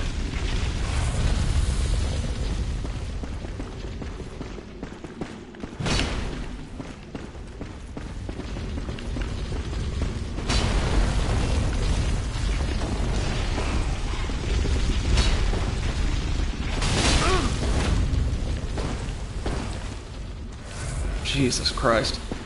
Come on.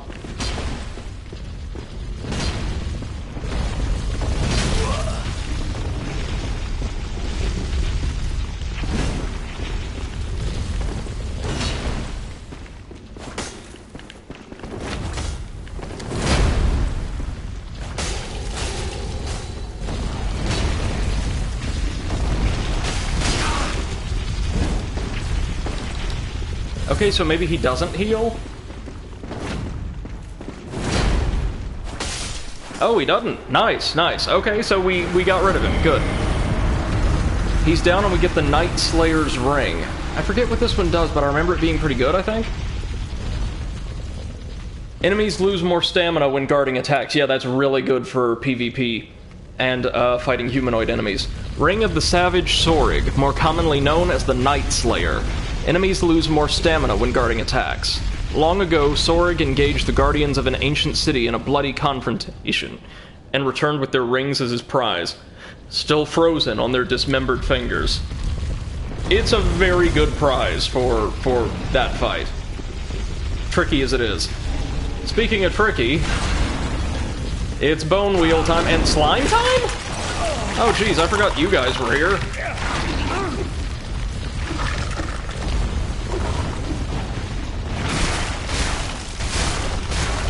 The bone wheels, thankfully, are still pretty fragile like they were in Dark Souls 2, but they... What?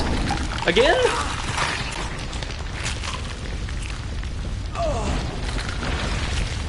Oh, we got a couple more charges of the Estus somehow. Let's be thankful for that. Wait a mo, let's, I was gonna say really quickly whip out the old catalyst, but that might make us just a bit too heavy, right? Yep. Damn it,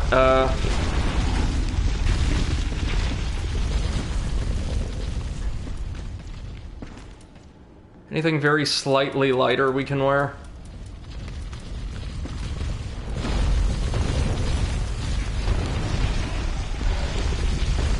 There we go. Put some magic on that and we should be able to cut these guys down pretty quickly. Oh no. No, it might just be flame that the slimes are weak to. That actually sounds right, now that I think about it. That was certainly the case for the enemies that kind of inspired these guys from Demon Souls. Yeah, same attacks and everything. These are the Demon Souls enemies.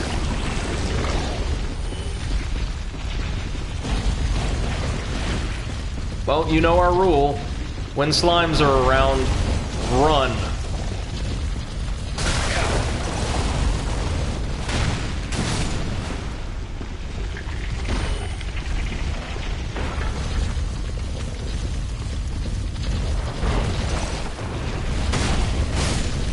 With our magic buff, we can cut down the bone wheels in 2 hits, though. That's pretty good. Yeah, no, these are nowhere near as tough as the Dark Souls 1 variants. I mean, thank goodness, right? Now, what's back here? The Karthus Blood Ring. Oh, of course. I should have known. I should have seen that coming.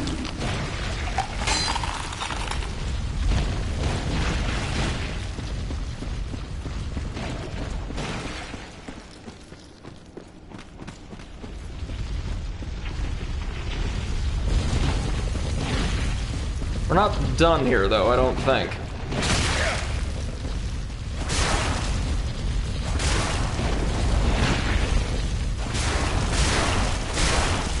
No, because I think we can find the Fume-Knight Greatsword somewhere around here. It's just gonna take a little searching.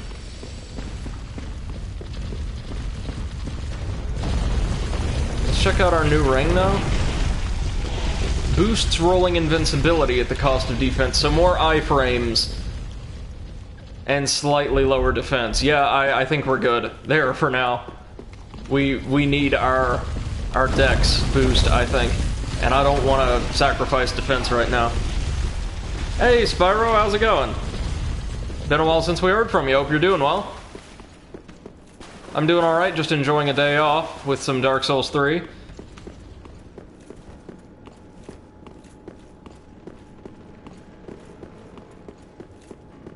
So our boss is right in there. All we have to do is make it across that bridge. First things first, I really do want to find that greatsword. Sparrow says I'm a lot better now. Glad to hear it, man. Hope you've been alright since we talked to you last.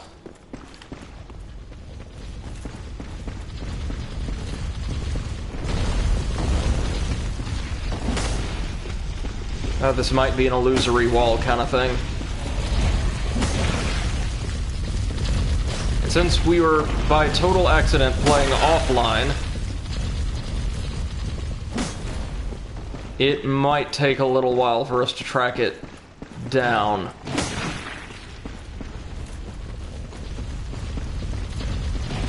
As he says, I've been wanting to try out Souls, but I'm still not convinced to pull the trigger. Well, you can get the remastered edition of the first one, and I want to say now probably the Scholar of the First Sin sort of repackaging of the second and all its DLC for a fairly affordable price. Now, you could probably get the first one, actually, with its DLC bundled in dirt cheap now, I would imagine. And I think they're on sale pretty frequently. So the cost, if you want to try it out, wouldn't be too high. I mean, these kind of games probably won't be enjoyable for absolutely everybody. Like, there's parts of them I don't particularly care for. But I think if you like deep RPGs with plenty of character building and loads of equipment and different ways to develop your character, you'd have fun with these.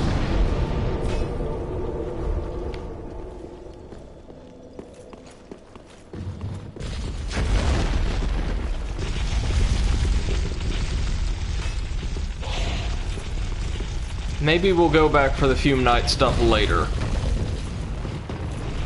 Yeah, because after this next boss, what I'm gonna do is exit out of the game temporarily, head on into the menu, and then restart the game in online mode. But now we've got a boss to get to, but not quite yet.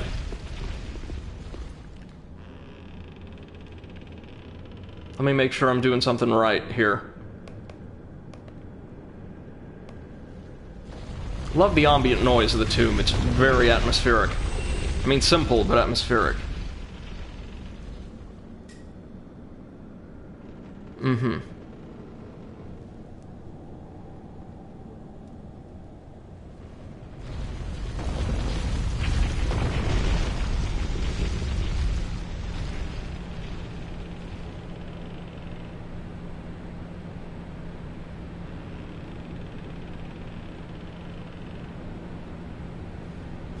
Okay, hold on, I'm having to read some stuff.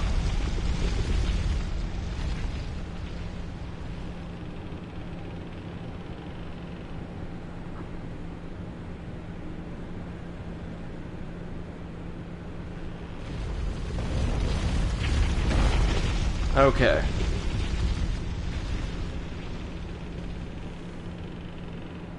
Good. Sparrow says, my buddy Indy plays Deathless on the first one, and I've watched his runs, but it looks too hard. A Deathless run of the first game is super duper hard. I've never come anywhere close myself, nor have I gone for it. I'll say this, okay? Bloodborne's a different beast. We played through Bloodborne on this channel, and it's legitimately really, really tough. But Dark Souls is a game less about its presenting you with overwhelming difficulty. That's something that a lot of particularly Western marketing teams just sunk their teeth into and wouldn't let go of.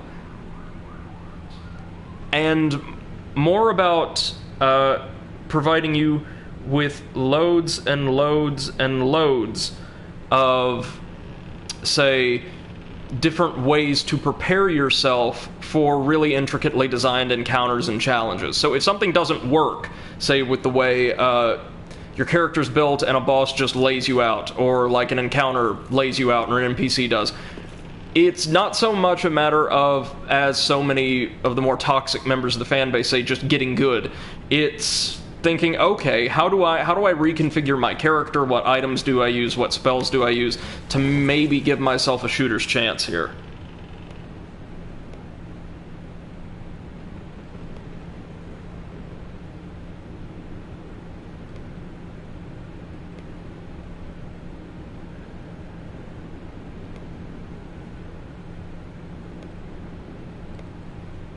Alright, sorry about that, just checking some stuff. We are good to go now.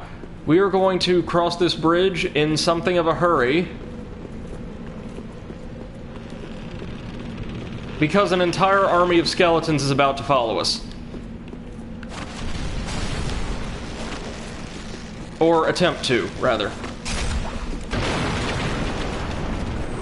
And that's the best way to deal with them. Spyro asks, okay, is there a storyline or is it just a boss gauntlet? Well, that's interesting, actually.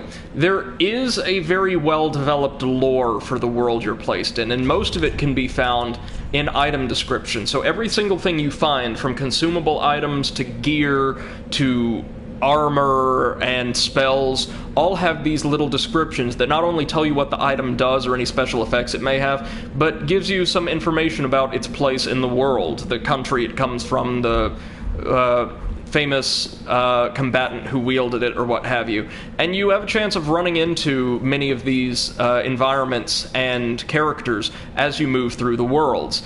But there's not much in the way of a plot that principally involves your character. You're usually moving around a world where all of the great movers and shakers, the gods and demons, these great deities, are principally active or have done most of the things they're going to do. And you're sort of exploring and building on this lore as you kind of pick through the ashes of, like, great battles and the like. So there is a really detailed story, or possible stories, to extract from all of the lore, but you will be seeing relatively little of it yourself. Most of the stories you're pursuant to, or present for, involve the NPCs and Covenant Masters, like faction masters, you run into.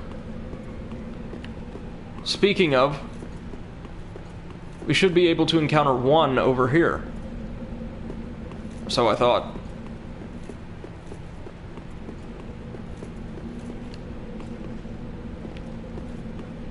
Not yet? Well, it's almost boss time then, so give me just a minute, y'all, to get a new drink, and I'll be right back with you.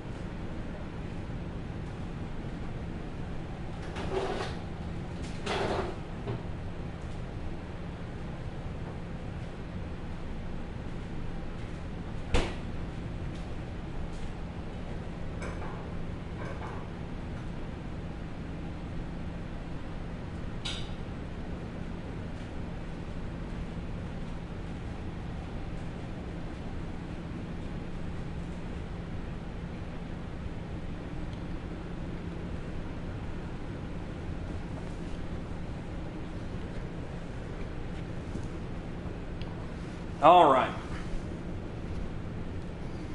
Got myself a drink, and while I was up, a quick mouthful of barbecue, and we are ready to carry on.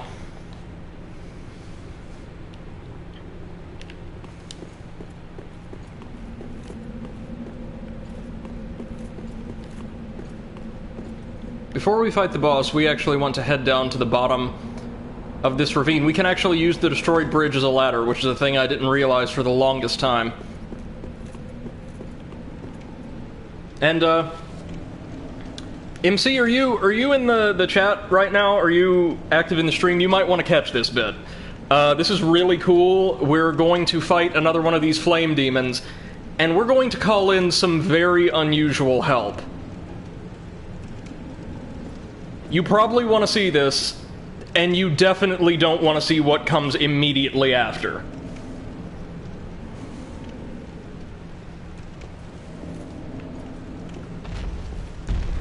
So we got a big, bad, very angry flame demon, right?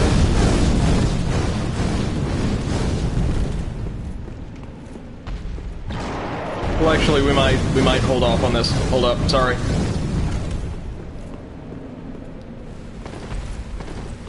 Can we? No, we can't just drop down there.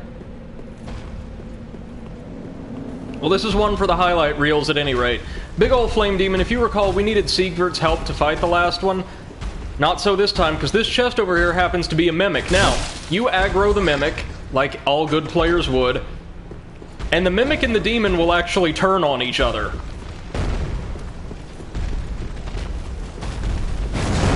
This mimic will help you, along with the skeletons, will actually help you defeat the flame demon. It's the team-up of a lifetime. One of my probably most hated enemies in the franchise finally helping us. No, I said helping us. Helping us fight the flame demon. Come on. You know you want to. And while y'all sort out your differences, I'ma just go over here.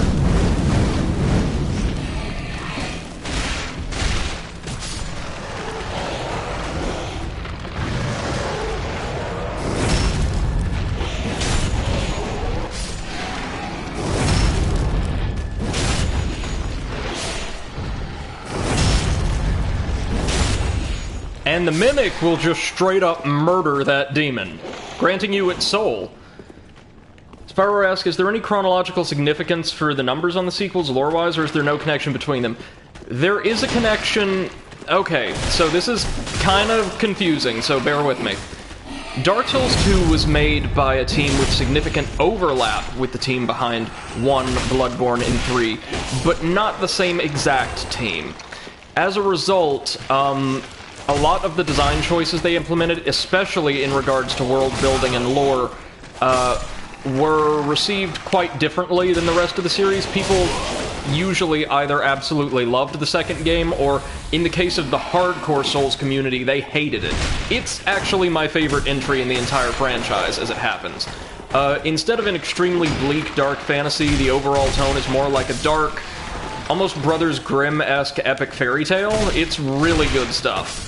It also has some of the best multiplayer in the entire series, and just an absolute ridiculous number of awesome bosses. This game has the best boss design in the entire series, for the record. There's just nowhere near as many of them. So, due to that disconnect between development teams, the way I like to explain it to people is it's not a straight trilogy from a narrative perspective in the sense of, okay, there is clearly Dark Souls 1, then Dark Souls 2, then Dark Souls 3.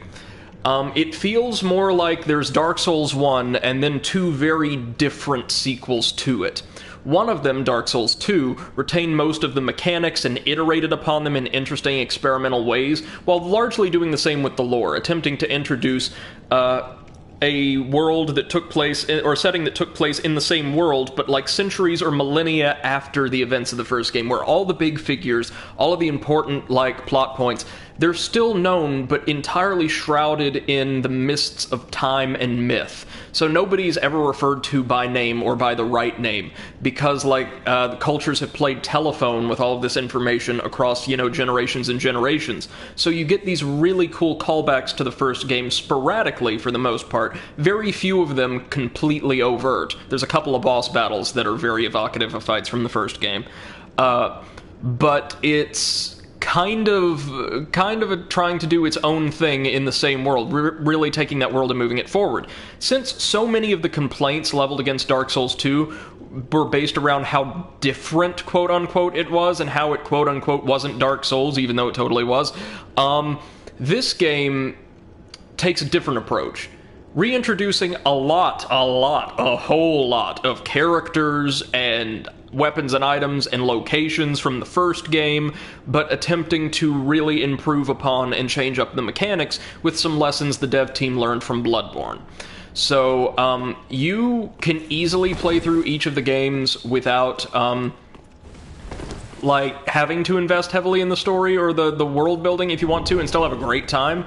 Like, our good friend, streamer extraordinaire Seth the Overwitch, who I think is live right now with Devil May Cry 5, if any of y'all want to check that out, played through Dark Souls 3 blind for the first time recently, and she never got all that deep into the lore and had a fantastic time with it, start to stop. So, yeah, that's kind of my piece on this trilogy. I feel like Dark Souls 3 they take some stuff, some very minor stuff, mainly just items and armor sets from Dark Souls 2 and port them over, but it's clear they didn't respect Dark Souls 2 in the same way they did the lore of the first game. For instance, the most overt Dark Souls 2 callback in the world building in this game is in one of the DLCs where, I swear this is not a joke, you find a very iconic location from the second game in ruins, thrown in a giant pile of garbage at the end of the world. It's a lot. It's a whole lot, and I don't really like how disrespectful they are to the second game. So, yeah, also didn't mention this. If you leave a Mimic alone long enough and get out of its aggro range, it will return to its inert state, allowing us to get some more free hits. My god, it slaughtered that demon without taking a hit. Good for you.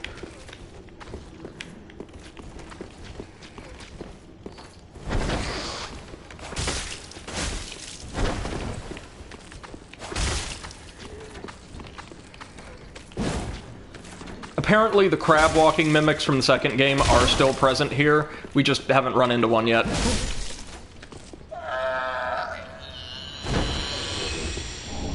Oh, we got the mimic's helmet, the symbol of avarice, and the black blade katana. That's what I'm talking about. Now, we need more strength to wield it, because it's quite heavy, but a short katana wielded by the swordsman and distinguished guest of High Lord Volnir. The shiny black blade is thick, but shorter than the typical katana. The swordsman was a master of a rare technique, traces of which can be observed in this weapon's strong attack. Spyro says, "My lord, the lore seems very involved." It all depends on how deep you want to get into it. In terms of the lore that's relevant to your character as it's presented straight to you, it's not that bad, really. And there's excellent videos on YouTube, because a lot of the lore is very open-ended and deliberately left somewhat vague, like breaking it down and trying to come up with a coherent explanation for all the stuff the games throw at you. VaatiVidya does some great stuff in that regard, of course. Here we find the Witch's Ring and the Old Sage's Blindfold. Interesting. Coleslaw says, "Hey, I'm giving away souls. Anyone interested?" Maybe. Maybe.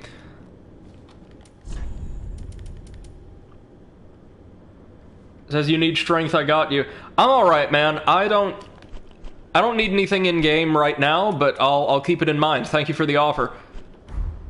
Let's check out that ring we got. I doubt it's going to replace any of the ones we've already got equipped, but let's have a look-see. Greatly boost the strength of pyromancies. That makes sense. The Witch of Izalith and her daughters, scorched by the flame of chaos, taught humans the art of pyromancy and offered them this ring. Every pyromancer is familiar with the parable that tales of the witches espousing the need to fear the flame and teaching the art of pyromancy to men in hopes that they might learn to control it. So here we see, again, sort of a disconnect between this game and Dark Souls 2.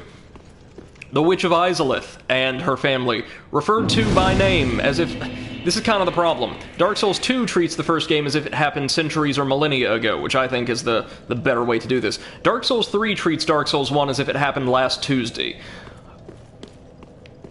And I'm not super crazy about that. But, regardless. We get down here, and we enter a new area called Smoldering Lake that I will wait for my mod to return to check out, because they are going to lose their minds when we dive a little bit deeper into that area.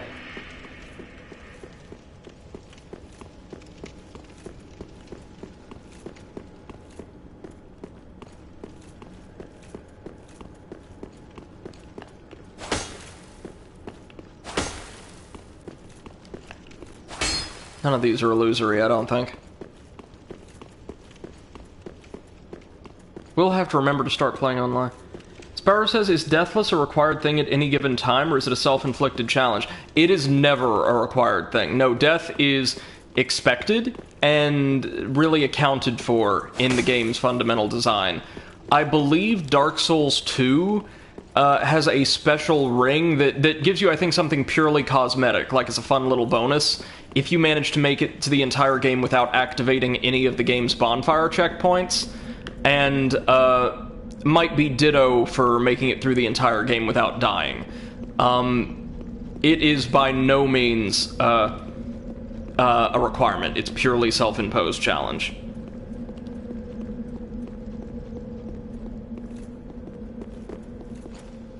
Is our buddy here?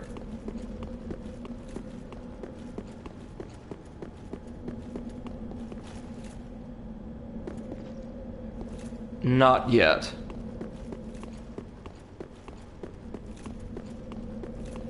Well, let's head on back to that bonfire and try resting at it. That might summon Henri in. We're going to need to talk to her one more time, and I don't think it's before we beat the boss here. We just need to do this at some point. I'm gonna try to do it now, though, so we don't forget. Ooh, look at that. I think we're missing a wall there, folks. There we go. Between this and all the enemies flinging themselves off of ledges, I'm not entirely sure how polished the AI here is. Or, the mechanics are, I should say. Now, the skeletons will respawn, the Mimic and Demon, fortunately, will not. And that Demon actually did give us the soul of a demon, which the one we fought in the Undead Settlement didn't. Very, very nice to have, I suppose. We can get a couple cool things with it.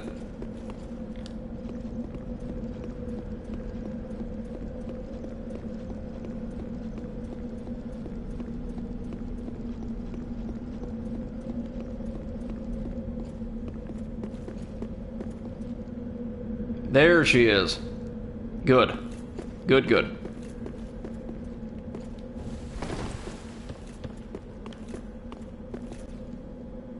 Oh, but we have to work our way back around. I see. Spyro asks, ooh, what's the difference between Souls and Bloodborne? Good question. Okay, so Bloodborne was developed, at least in part, simultaneously with Dark Souls 2, but largely immediately thereafter, as a PlayStation 4 exclusive contracted to Sony.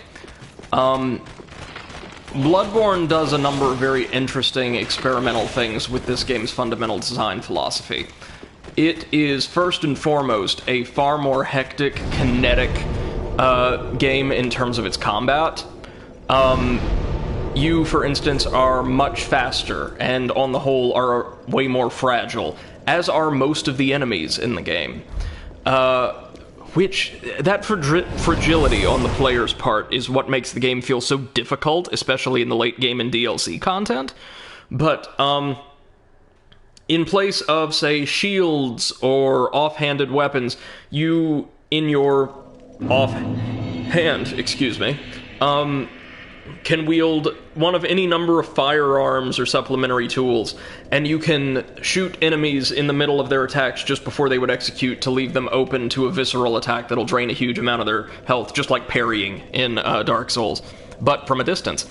Players are incentivized to be way more aggressive with their attacks, because after taking an attack, a certain percentage of the health you would have lost remains on your health bar in the form of this little orange gauge, and for a certain amount of time that gauge will remain, and every time you land an attack on an enemy, you will replenish a part of that lost health represented by that gauge. It's called the rally mechanic. You can get something kind of similar to that with a ring here in Dark Souls 3. Aside from combat feeling more kinetic and everyone and everything feeling both a little more agile and a little more fragile, the setting moves from a dark fantasy to a really cool, like, late 19th century gothic horror that is absolutely phenomenally written and presented. It's got one of the coolest, you can see it coming, definitely, but it's got a really cool, abrupt, plot/genre twist right near the end of the first act. It's absolutely great, and there are far fewer unique pieces of loot. One of the great things about Dark Souls for me is no matter where I go, no matter how slowly I make progress, even if I can't use it for my character, I'm finding new items, maybe unique items that give me more information about the world or the characters I'm meeting, or showing me cool things I can do with other builds on a different playthrough. Bloodborne doesn't have a lot of that. There are fewer weapons, fewer armor sets, fewer tools. It's a more streamlined, condensed experience. But all of the weapons in the game can transform between two entirely different states with their own unique move sets and abilities and all of that. For instance, the weapon I typically start the game out with is a cane that functions as a very basic straight sword, not entirely dissimilar to this, and transforms into a thorned, segmented whip with increased range and light crowd control capabilities. It's really cool. All the weapons transform like that, or with rare exception. What else? Oh yeah, the main game itself, DLC notwithstanding, is quite a bit harder, but it's also much shorter, I feel. Or, not much shorter. It is noticeably shorter than, say, Dark Souls 2 is. But there is pseudo-randomized content in the forms of these things called chalice dungeons that contain a few unique bosses and environments and enemies and things like that that you can run through as I said, totally optional side content stuff. Oh, that's very bad. That's very bad.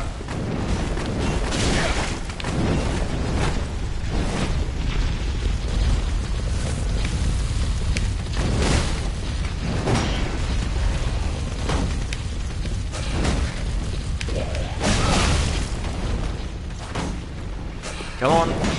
There we go.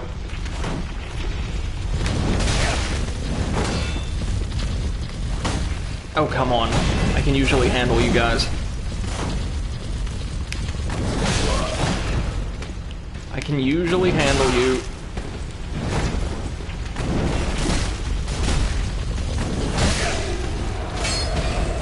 Well, there we go. Not a perfect run, but it'll do. We might be able to get this first boss on our next try. Or this next boss on our first try, I should say. It's honestly not too bad, if my memory serves, but I usually fight it with a weapon that would be a little bit tougher, or deal a bit more damage than a katana would. So keep that in mind. So we want to run onto this side path here now that we've shot the bridge out. And we can run into Henri again and advance her quest line.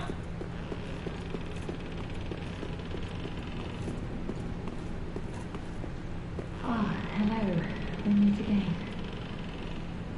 Have you seen Horace anywhere? Nope. Oh yes, I see. I've searched high and low with no luck. Perhaps he's left the catacombs. Oh, Horace, where have you run off to? Good. This will advance her. This will advance her quest line safely.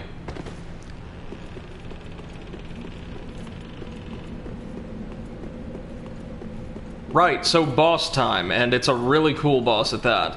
We've made our way to the end of Carthus Catacombs. Finally, Spyro says, "So, what game would you recommend to start with if I was going to try to get into it?" Honestly, starting with the first game wouldn't be such a bad idea. It has a pretty steep learning curve with all the different stats and builds and things like that you might need to learn about, but it's not too tough. I've heard from other players that Dark Souls 2 and 3 are much harder for them. I've just learned Dark Souls 2 more or less well over the years, as it is my favorite entry. Dark Souls 3 is harder, I can tell you that much. And remember, all of us here on Twitch and on the Discord, we'd be happy to answer any questions you have about the games. So at the end of Carthus, we have this altar. And if we touch the goblet, we will be taken to our boss fight. And it's a really cool one.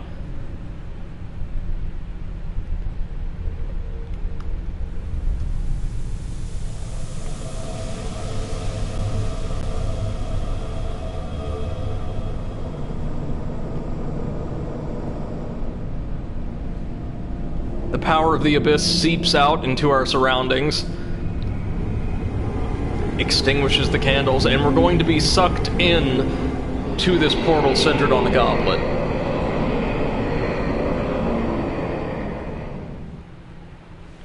Now, when I first entered this arena, I was like, oh crap. First off, they never put, like, items in boss arenas. Dark Souls 3 does, actually, as did Bloodborne once. But they don't do that. There's a reason. Spyro asks, alright, cool, is Bloodborne a viable first game like this, or should I start with Souls? Oh, whew.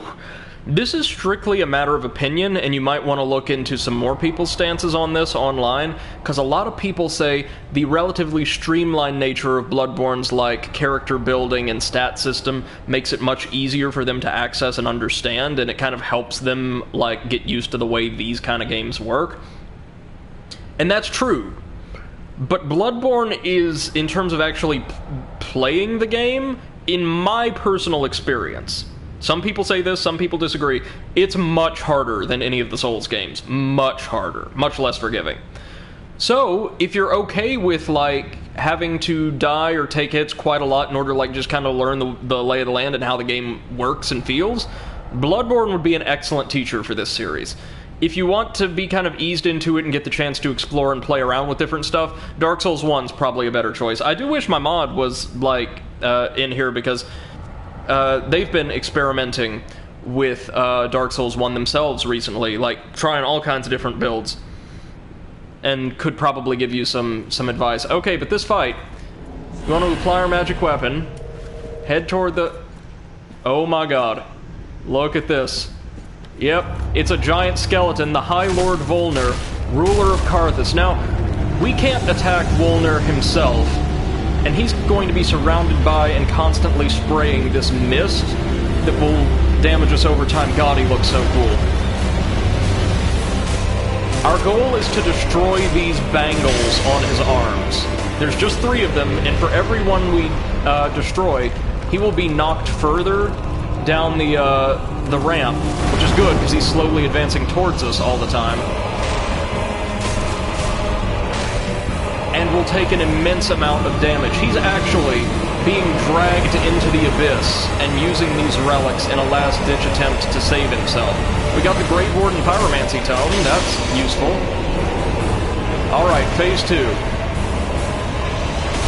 He's going to draw his weapon from the ground. Or should.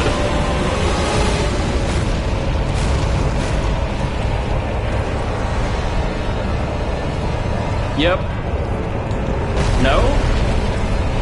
No sword? He can draw a sword.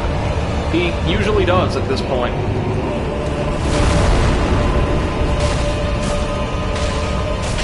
And there we go. With his magical protection destroyed, Volnir is dragged into the abyss after God knows how long of holding on. And we're rewarded with the soul of High Lord Volnir. Very nice. Did we do that without taking a hit? Wow. That's new. It's not too hard of a fight. The thing you really want to watch out for is leaving the second bangle on his left arm intact last. Because usually once you destroy 1 or 2 of his bangles, he will draw a sword, and I want to say it's his right hand, and start using that for more of his attacks while keeping his left arm closer to the body, which is surrounded by that, like, damaging mist. And since the bangle, the second one, is a bit further back on his arm, it's much, much harder to attack safely. So that's why I decided to just, like, clear the left arm first. And by banishing the spirit of Lord Volnir, we open the way forward. And get a nice little bonfire. Always glad to see that. Now this time we are definitely going back to Firelink Shrine and leveling.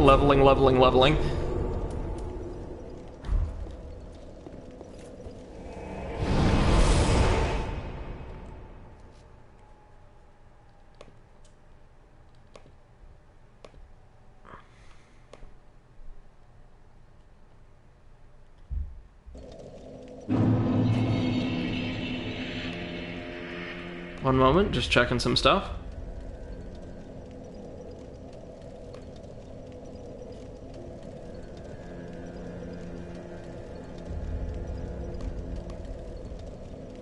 Alrighty.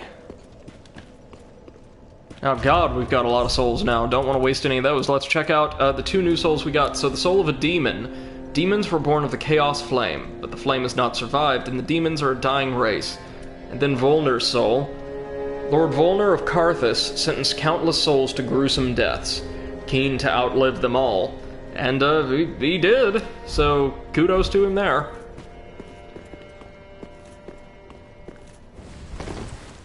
Spyro asks, bonfires are save points, I'm guessing? Indy never went through the mechanics or anything during his runs. Yeah, no. Bonfires act as checkpoints, sort of areas where you can, say, attune spells or store or retrieve items if you just want to manage your menu or things like that. And every time you rest at one, you will regain your Estus Flask charges, your healing items. as well as, like, all of your spell uses, or in this case, your mana gauge, things like that.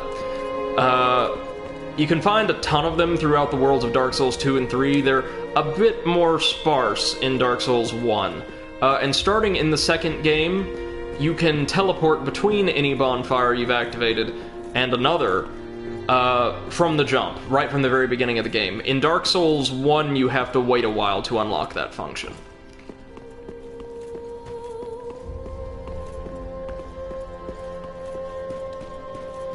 So first things first, levels. Then take...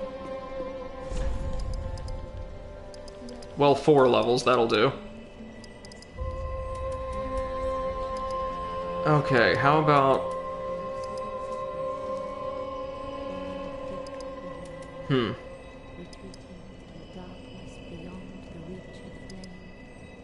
More strength, maybe? And then more vigor? Yeah, that'll do for now. Farewell, Asher Maiden. Getting a respectable little health bar built up, and now we're going to go turn in these pyromancy tomes, the second of which we didn't have time to look at. We can learn the Black Flame, basically the Hex pyromancies from this tome. Pyromancy tome with a Grave Warden from the Karthus Catacombs. High Lord Volnir of Karthus succumbed to the Abyss, but the pyromancer later became a Grave Warden and discovered the Black Flame. Sparrow says, cool, sorry for being such a chatty Cathy and for all the questions, I'm genuinely curious. Oh, don't apologize, please, no, I love getting questions, and the reason I'm here is to share some of my favorite games, or new games I'm experiencing for the first time, and chatting with all of you guys. I'm always happy to receive questions and messages and things like that. Unkindled one, I am... Oh, he gives us a gesture, that's very nice. We're going to give him a couple tomes. Well, I've never seen anything like this. This inscription. This tome is from the catacombs. Fascinating. On this day, the teacher learns alongside the pupil. Let's see, how many pyromancies did that add to his repertoire? A few. The acid pyromancy, the flame arc, which is basically the pyromancy equivalent of our magic weapon buff. Really cool. And the Karthus beacon. Damage increases with consecutive attacks. That would actually be really cool. We can try giving him the Grave Warden tome. I don't know if he'll take it or not. I'm afraid I cannot accept Yeah, no, this. we need to wait for our last magic teacher for this. Pyromancy tome is dark and delves into the depths of men where an untouchable flame resides. I cannot comprehend this myself, let alone teach it to you. It is a spell forbidden in the Great Swamp, and nearly everywhere else too. Only one terribly afflicted or burdened by deep sorrow could begin to understand this. Yeah, so we'll need our fourth trainer to use that and the Londor and Deep Braille tomes. Just what neat. Alright, Andre, let's reinforce this katana. It's looking a little shabby. Oh, we're so close to using the Black Blade, but we'll keep using our Uchigatana for now. Brady. Do we have any shards? No, we do not. Okay. Oh, and you can keep them as... Okay, so nothing new from Greyrat. Anything from Yuria? Speak thy honour. Oh, good Hollow. I'm afraid I must say, Orbeck of Vinheim is a cause of much consternation.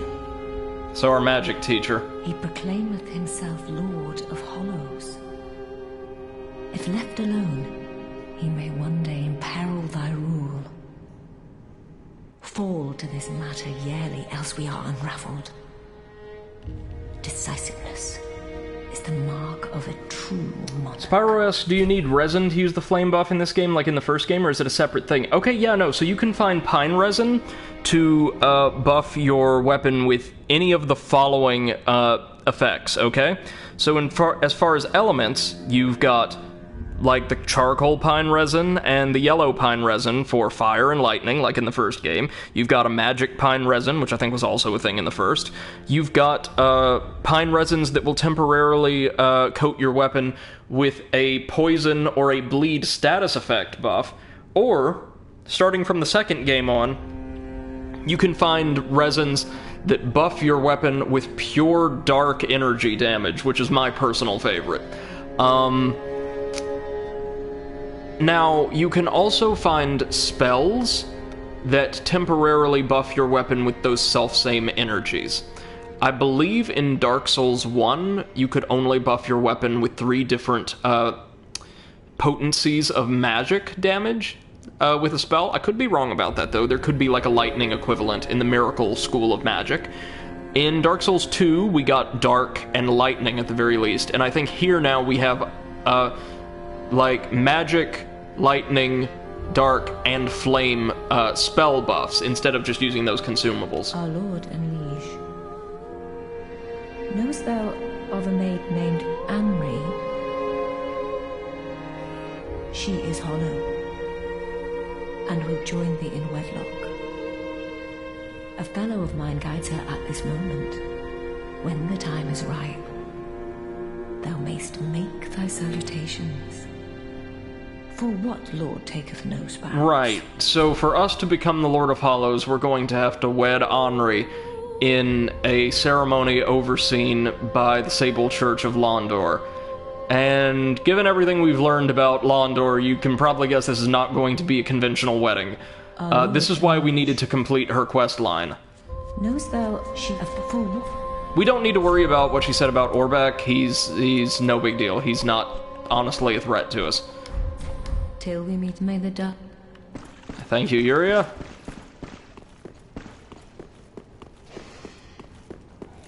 Now, has Patches moved in properly yet?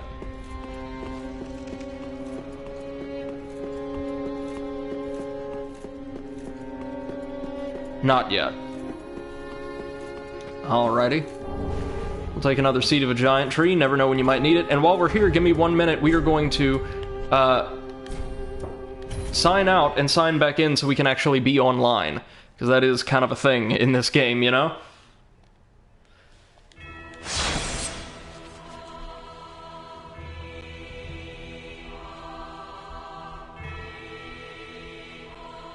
Spyro asks, is the boost the same for both resin and spells, or is there one that's better than the other?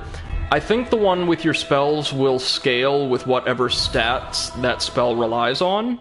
So, for instance, magic buffs tend to scale, or all like sorceries. The school of magic called sorcery. They are all based on and scale with your intelligence stat. I think the more powerful or the higher your intelligence, the more potent the buff, regardless of the spell you use. Likewise with the faith stat and miracles, pyromancy, I believe, is made stronger by getting the pyromancy teacher to, like a blacksmith would with your weapon, reinforce your pyromancy flame, like the catalyst you use to cast pyromancies. And hexes, well, in this game there are no hexes, because that was a system introduced in Dark Souls 2, and they wanted to purge the world of anything affiliated with Dark Souls 2 for whatever reason, so it's not here as an independent school of magic. But in Dark Souls 2, hexes, or dark magic, that is not to say evil magic, that is magic affiliated with the power of the dark, scaled oftentimes with both intelligence and faith, and required certain, usually high levels in both to wield. Hexes tended to be, I think the boost for resin is flat, like you get a flat boost, more or less. There might be some other stat that governs that I'm not aware of, but that's what I think, anyway. Let's go see what we can make out of these souls. Aha, so. So, from the soul of the demon, we can get the demon's great axe. This great axe, a favorite among demons, contains the strength of fire. The demons born of chaos harbor fire, and yet they are twisted and malformed, such that they were never meant to be. Or we can get these fist weapons, which have a small faith and pretty high strength requirement. A demonic fist that burns with fiery essence. Its wielder can release this power through use of its skill. When two-handed, fists are equipped to each hand. We'll take that. And Wolnir can give us a pyromancy that we need quite a bit of faith to use. Black Serpent. Pyromancy discovered from the Abyss by High Lord Volnir that inspired the black arts of the Grave Wardens. Releases undulating black flames that trace the ground. Be it sorcery or pyromancy, all techniques that infringe on humanity lead to the same place. That is to say, they all seek a will of their own. We'll go for his weapon instead. Wolnir's Holy Sword, which does unfortunately have a faith requirement, like a whole lot of things in this game do, for whatever reason. It's really cool. It's like really the kind of the worn away shell of a sword. A holy sword eroded by the Abyss. When Volnir fell to the Abyss, he was gripped by a fear of true darkness, and pleaded to the gods for the first time.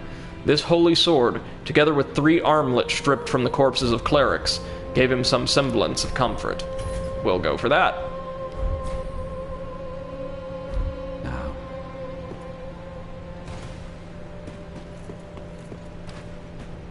Now, anything else we wanted to do while we were here?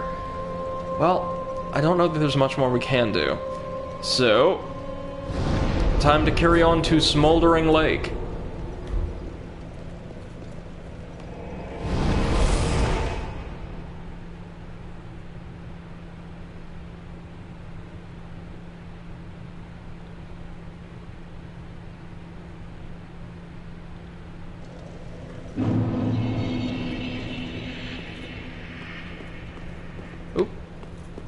Oh, I just saw something blink there. It must have been a graphical glitch. 1 second.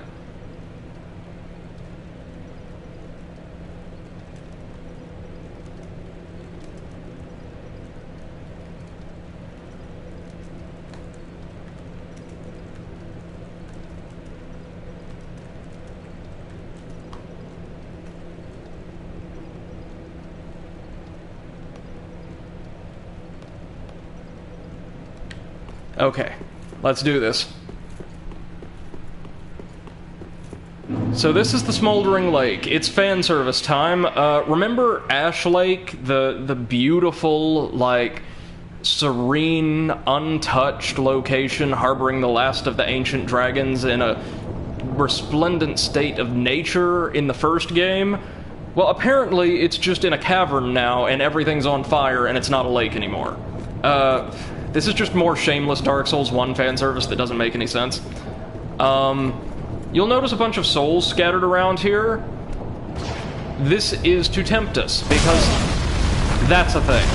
There's a giant repeating ballista positioned on a cliff overlooking the lake. And it's there for a reason, because it's hunting a giant monster, the Karthus Sandworm. So we're going to have to dodge both the javelins, or the ballista rounds, and the sandworm, just long enough to make it underground. Woo! Oh, and there's giant crab round 4. Pillage the remain. Thank you, thank you. MC says I had the stream muted to write down the backstory. Oh no, that's fine, man.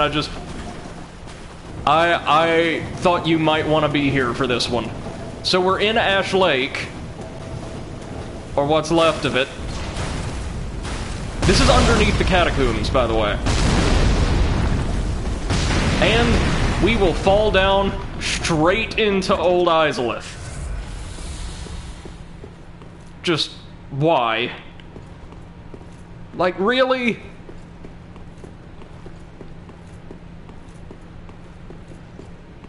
Am I online, by the way? No, it says I'm still not online. Hold on. Launch setting, play online, yeah, cross-region play. Let's just get rid of our password that I used for one of my friends' summon sign visibility. Unrestricted. Sorry, let's log out and back in. Spyro asks, I usually play an archer in fantasy games like this. Would I be at a disadvantage, or is it equal across the board for every build? Definitely not in Dark Souls 1. I can tell you right now, solely archery-focused builds might have a little bit of trouble, especially in the early game, but they're perfectly viable, usually. It may be better to, it says I'm online. Okay, we are online.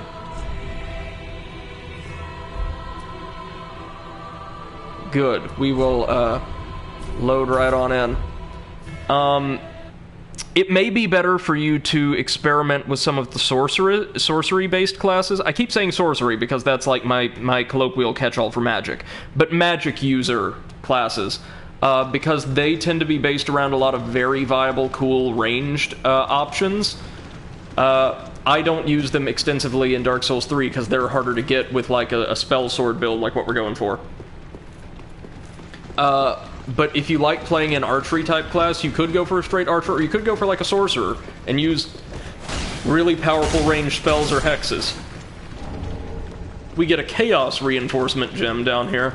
And yes, friends, somehow we literally fall through the roof back into Dark Souls 1. I don't know why Ash Lake is up there, I don't know why Izalith is down here, but here we are. And the enemies down here are more Gru. Specifically, they're Pyromancer Gru that can summon little, like, flame-spewing turrets from those, like, orbs in their hands.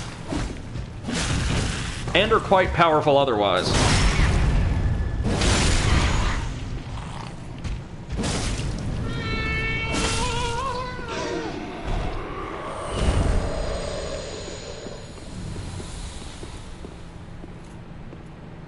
So we got a bunch of Gru down here. And they all seem to be embered for some reason. Because, of course, Izalith is the home of that, like, Chaos Flame, and remember Dark Souls 1 happened, like, last Thursday? So, of course they would be embered.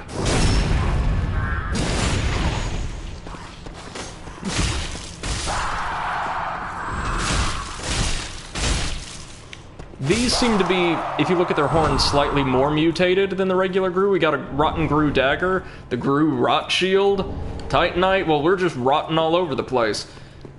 I do like this. We don't get much in the way of world building for the Gru like this, but there's like this massive four-armed, totally petrified one here. And the Izalith Pyromancy Tome. This is the good stuff right here, as far as pyromancies go. A pyromancy tome from Izalith containing pyromancies of the witches. Chaos pyromancies manipulate lava and birthed all later forms of pyromancy. Broadly speaking, that's true.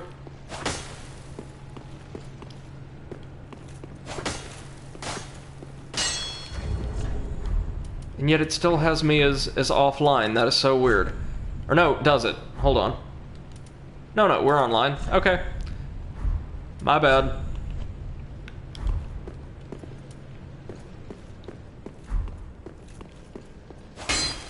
There are a couple illusory walls down here.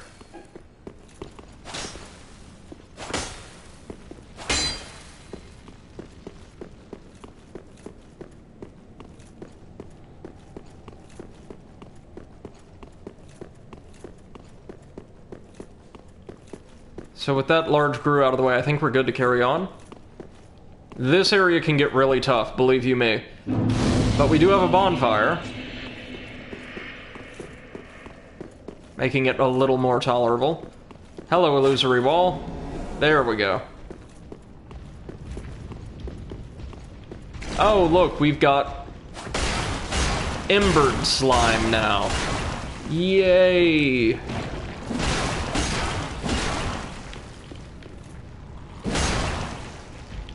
This is the part of the game where the fan service just gets really gross, honestly.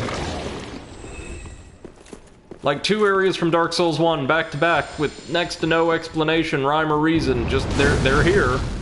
Oh, and so are the Gru. They're attacking. Oh god. We'll come back here later.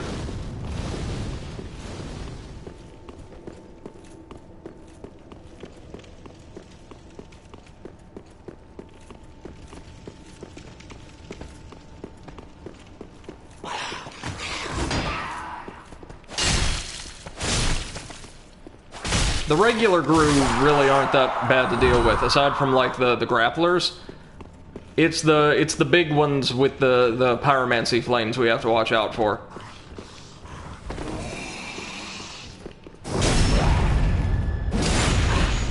I don't know if they have a unique catalyst we can earn. I know that the crow mages do.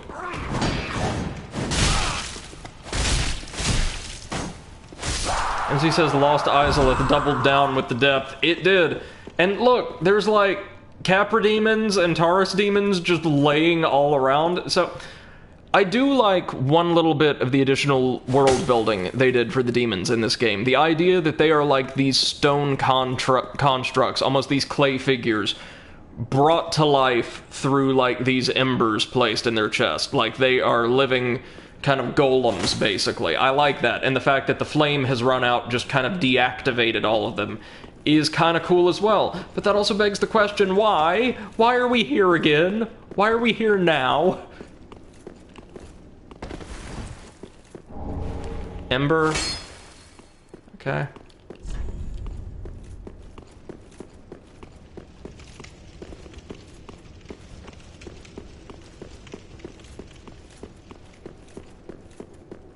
Like, you can see the ruins or the remains of the Bed of Chaos in its tendrils all over the place. But remember, we actually saw the after effects, probably, at least, of the Bed of Chaos and Lost Izalith at the very end of Dark Souls 2's third DLC. Remember where the old Chaos was just this giant raging inferno underneath Alium Lois? Oh yeah, and these things come back for whatever reason. They still don't do a whole lot. And we have just... I don't know if this is meant to be a joke about the character or the encounter design of the demon ruins, but we have giant piles of Taurus demons just thrown all over the place. I do kind of like that.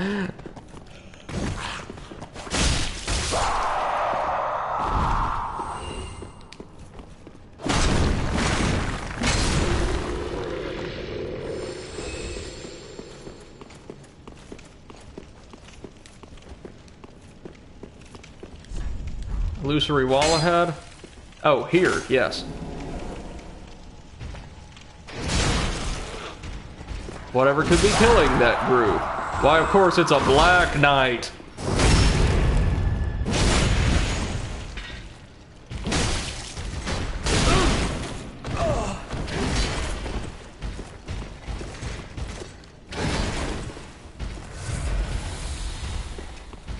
This is the axe variant that we originally found in the catacombs in the first game, so this variant makes sense being down here, I guess. Well, no, still, Black Knights wouldn't be here. Why on earth would they be here? And we finally get the iconic Black Knight sword. That is, again, legitimately a very good weapon for a solid strength build. Could this be a demon? It is indeed, message. It is indeed. I think that's all that's in here, is the Black Knight and the sword. No, that's gonna be the real problem. See those turrets? All of these little suns are flame turrets the Gru set up that will snipe at us from a distance.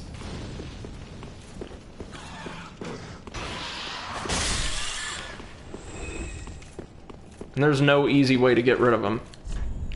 Illusion ahead. Yeah, somewhere around here I think is where we can get the Fume Greatsword.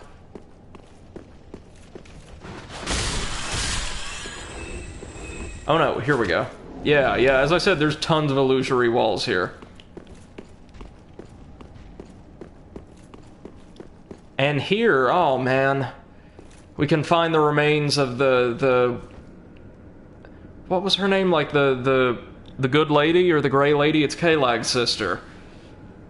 And no one was ever able to help her. That's... Oh man, and this must be what's left of Engi. Not only does this game disappoint me with its fan service, now the fan service is just making me sad. Oh, and she's got her sister's pyromancy tome on her. God almighty, that's awful. A pyromancy tome of Kelana containing her unique spells. These pyromancies can only be taught by a female master. Give to a female pyromancy master to learn Kelana's pyromancies. Kelana, the sole surviving witch of Izalith, once adopted a human pupil, but after the pupil moved on, she never took another. We've been invaded by another player, of course we have. Well, we've got just the remedy for that.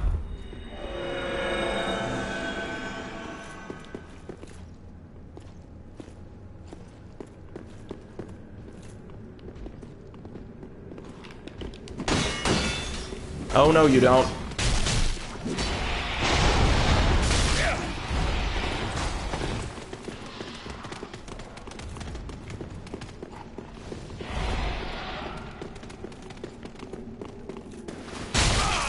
What on earth? That's some lag, isn't it?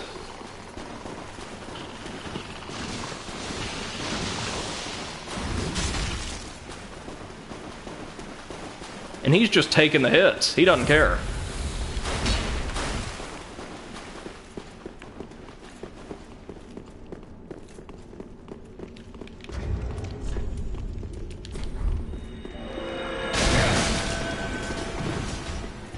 Well, have fun.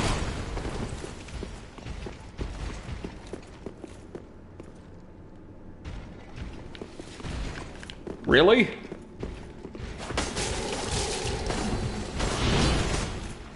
Oh, I see. What is he doing? This guy with that build is that weak and then he's just running from me? Are you serious?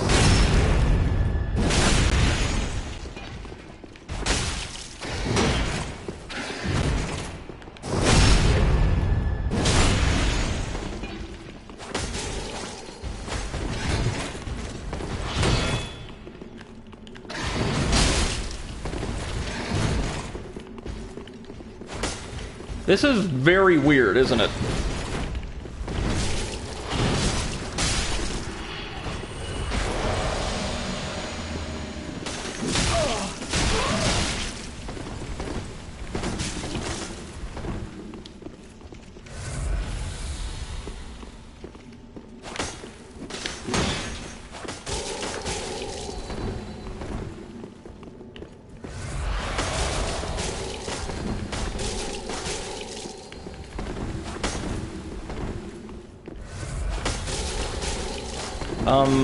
Watch him get a backstab and just finish me off, right?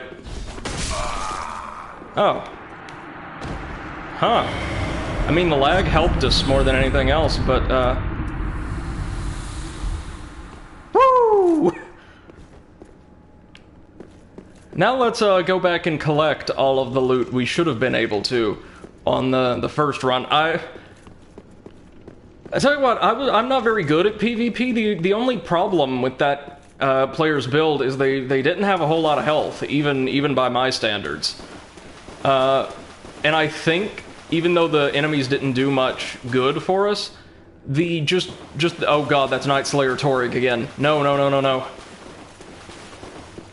Just the fact that the enemies turned on him, probably, or them, I should say, probably threw them off.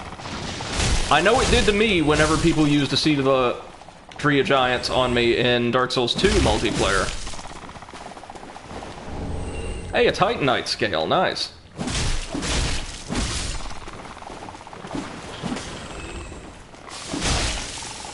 Now, as lame as it is that they just threw Lost Izalith back in here, I do think the boss of this area is one of my favorites in the entire series. And all of this is totally optional, mind you.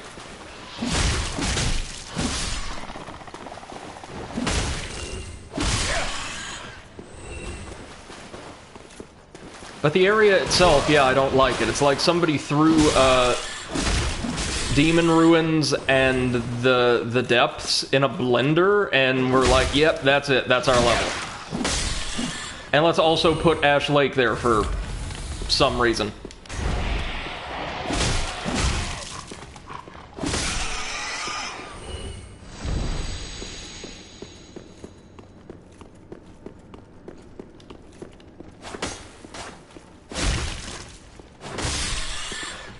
Alright. Anything over here? No.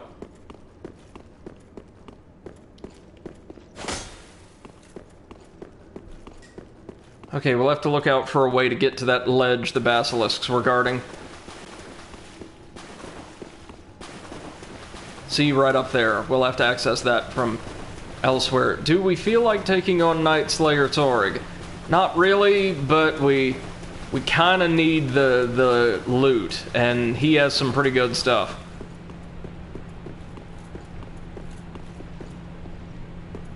Oh, but first, let's go silence that ballista. For now, anyway.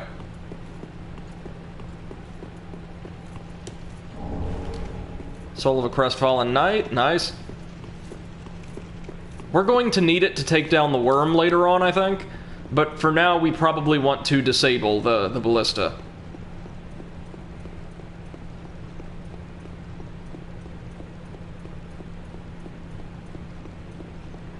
I give my life, not for honor, but for you. In my time, there'll be no one else. Totally stole that bit from another Dark Souls Let's Player, but I'm not ashamed. Crime, that's the way I fly to you. I'm still in a dream, Snake Eater. Okay, so our big old ballista is right up there. And as you can see, thing is friggin' massive, and it's got a bead on us still. Yikes. So we want to fight our way through these fields of skeletons to its operators and take them out of commission. And I think we could just pull a switch to disable the ballista once we get up there.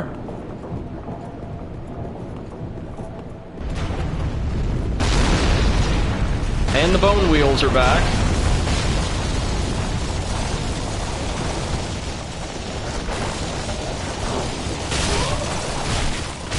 Slightly tougher than they were in the catacombs. I do like that they can attempt, like, fist attacks at close range. We can still get their wheels to use as shields, I'm pretty sure.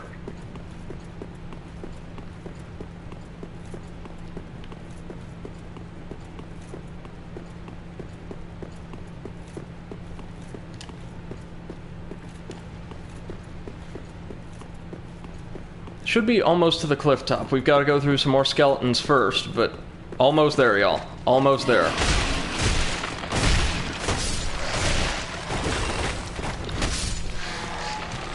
MC says the trick for bone wheels is to not keep the lock on, but do it manually.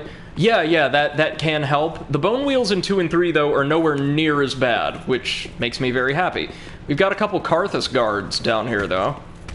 I guess, yeah, it makes sense the ballista would be theirs, because, like, the big enemy it's used to fight is the Karthus sandworm or whatever. And, there is no way in hell we're fighting that thing today.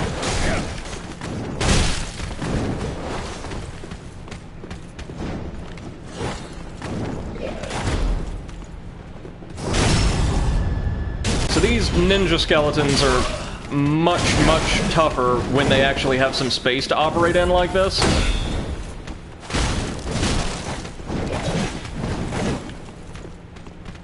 God, we need like a soul arrow or something ASAP.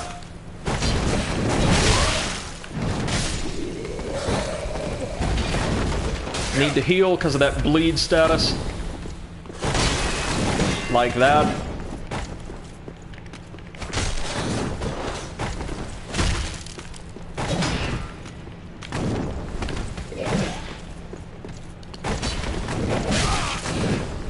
Woo! God almighty, you need to go down! Please, sir.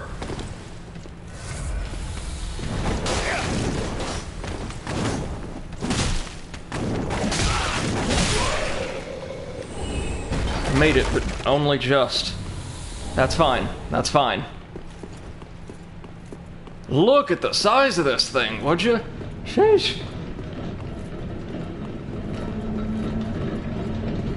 Now I know we have not seen the sandworm yet, but imagine the size something would have to be in order for this to be the most practical implement you could use for hunting it.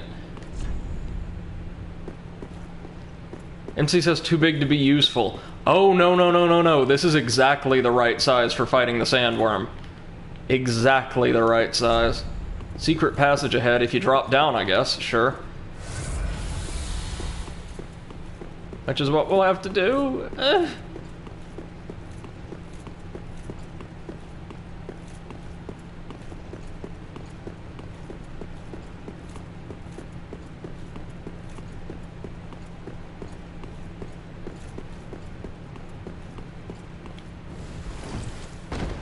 Ouch. God.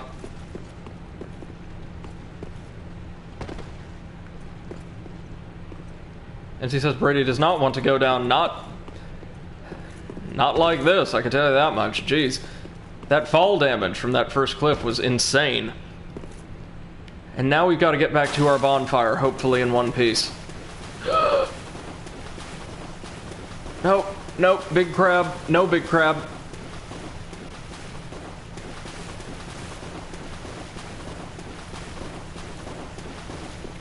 And then we've got to make it through the Hall of the 89,000 Gru. And then we'll be at the boss, more or less. Like I said, there's more stuff to get around here, like items to gather up later on. We will do that, well, later on. Probably going to cut the stream for a couple hours, take a little break after this next boss, and then I'll be back with you guys straight through to the evening. Farrah says, I gotta go, it was great seeing you, and thanks for the help with understanding these games a bit better. Oh, my pleasure, man, so good to see you. Thanks for dropping by, and let me know if you have any more questions in the future, like if you decide to give the series a go. I think you'll enjoy it. Hope you have a wonderful rest of your day. Whew.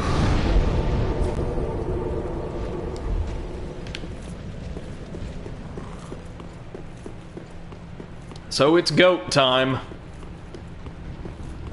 The worst time.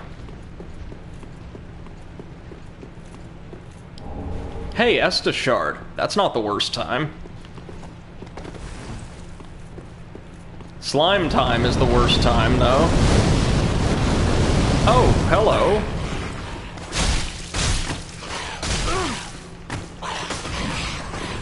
Oh, it's a pair of grappling Gru. The worst kind next to the big pyromancer variety. No! No, no, no, no, no! Oh god, this is bad. This is so bad. This is very bad. And they buff themselves afterward.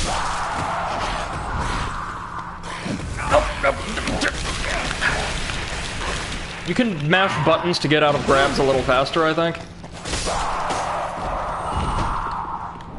Titanite. Titanite.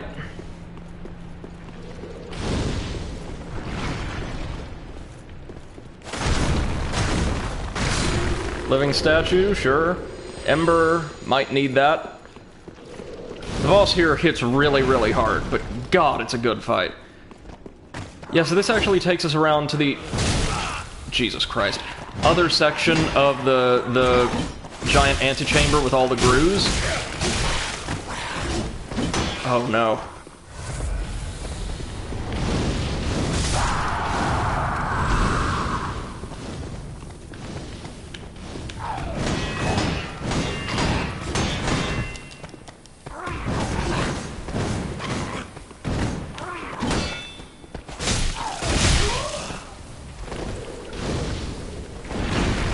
Ooh, even the slimes have new attacks down here. Problem with the spear-wielding Gru is they cover each other so well. And she says grueling. Yeah, no doubt. We'll go ahead and use one of our purple moss clumps, because I'd rather not be poisoned right now, as I try to complete what I think is one of the tougher encounters in the game. Oh, we're stocking up on Titanite, though, ain't we?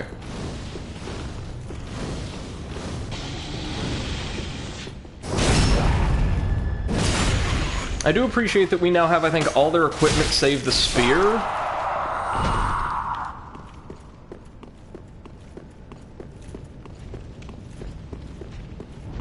So to dispel one of the greater Gru's turrets, all you've got to do is hit it once. Problem is, they tend to have excellent coverage.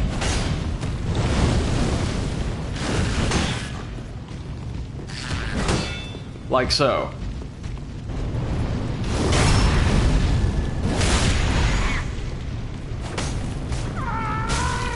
Oh, no, you don't.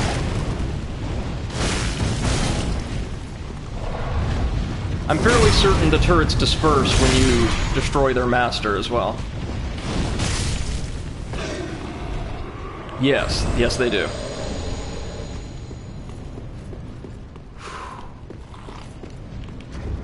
So we're also going to equip some throwing knives,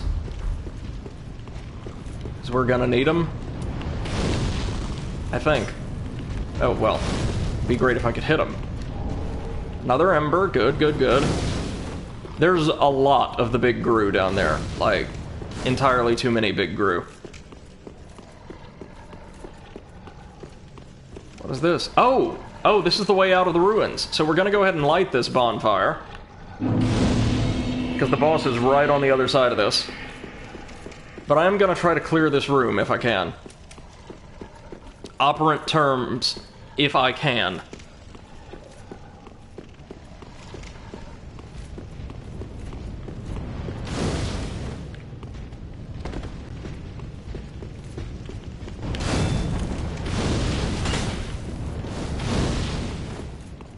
Look at them all.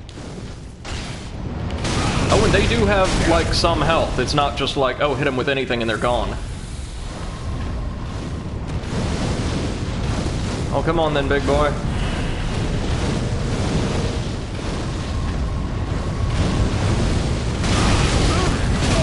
You can see the problem here, right?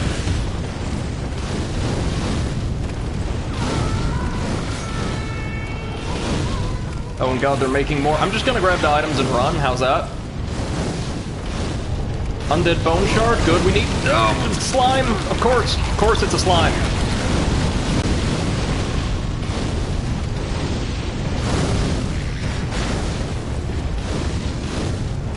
Oh, that's where we find the good lady. Wow, we actually survived that, and we've got something that'll boost our Estus Flask. I'm happy.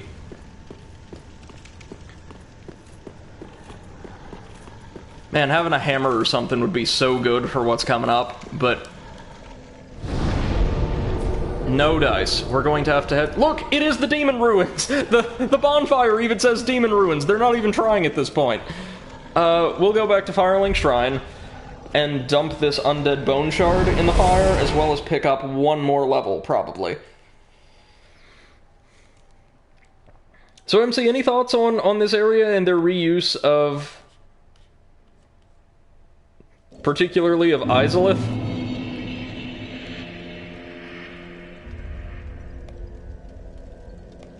Like this? It's way too much for me. Entirely too much.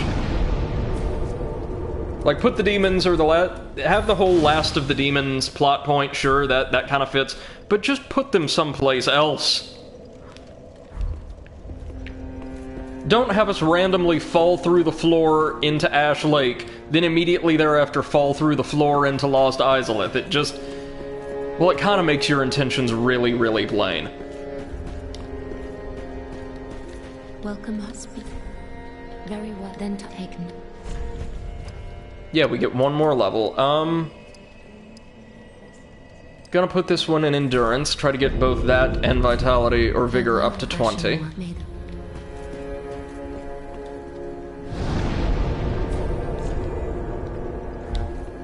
And head to the Demon Ruins.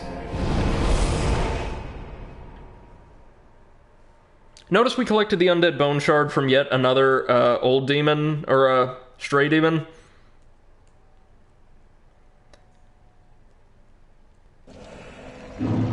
I've seen a couple people refer to the stray demon, like online, as the copy-paste demon.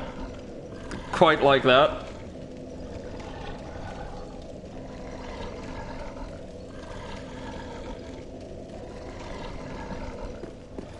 Alright, y'all ready? Let's do this. As I said, really, really cool fight we're coming up on. We had to come around this way, more or less, because the sandworm will attack us if we stray out onto the lake. And while you definitely can take the sandworm, it's probably not worth trying. MC says, I've stopped complaining about this game, but only because I'm jaded. As someone who really likes this game and wants to like it even more, I just can't stop.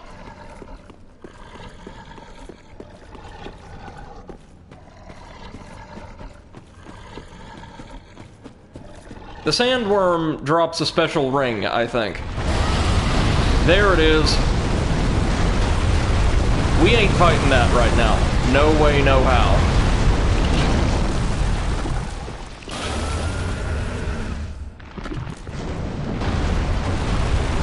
Really cool looking though, isn't it? Who can we summon here? Great Swamp Cupola.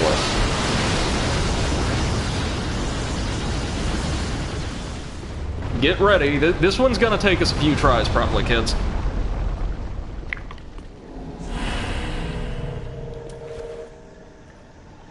One of the best fights in the game, though.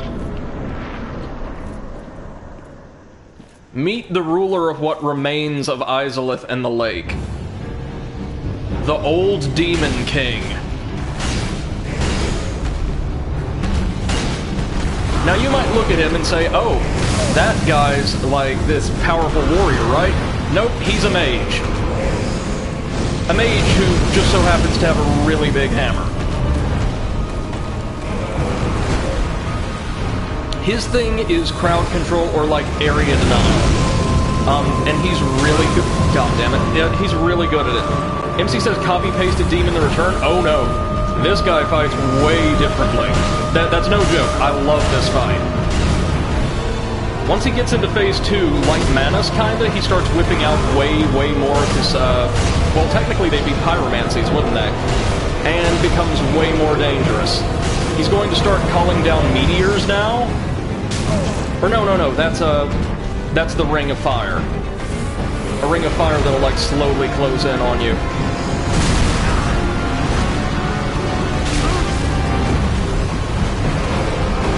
Oh my god! He just did the same move over and over again. That's why we died that time. It's a good fight. Just I have to remember how to do it. So there's definitely an attack where he like starts slamming his hammer down on the ground and calls in some kind of projectiles, and for those you want to get away a little bit. But I think other than that, in the second phase, as like frightening as he is, you probably want to two-hand this sucker and stay in close. I think that's right.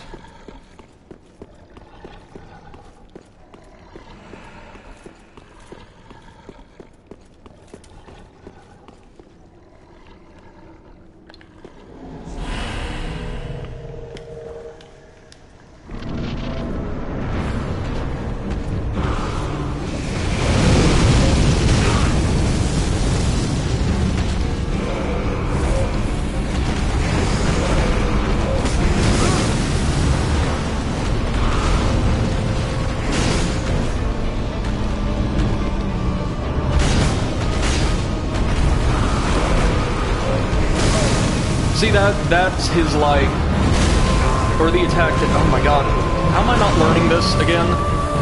It's his version of combustion, like the close-range shotgun-like pyromancy, and he uses it very liberally.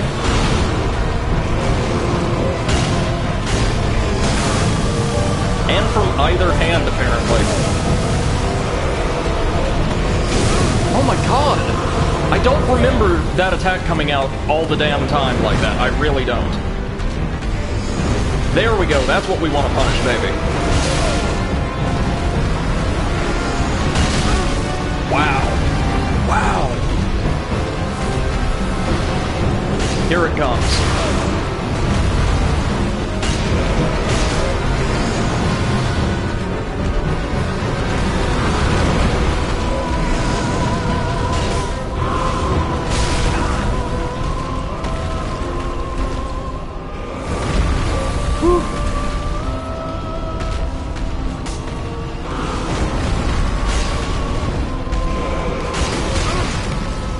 That's his AoE now. Or a new one, anyway. Here comes the ring. That we can roll right through, or try to, anyway.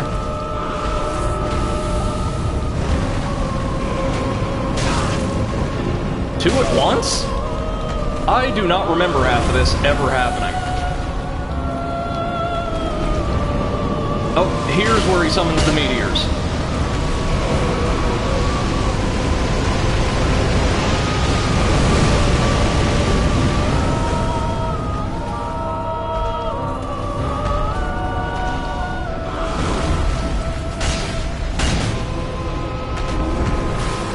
Meteors again, good, we can punish this attack.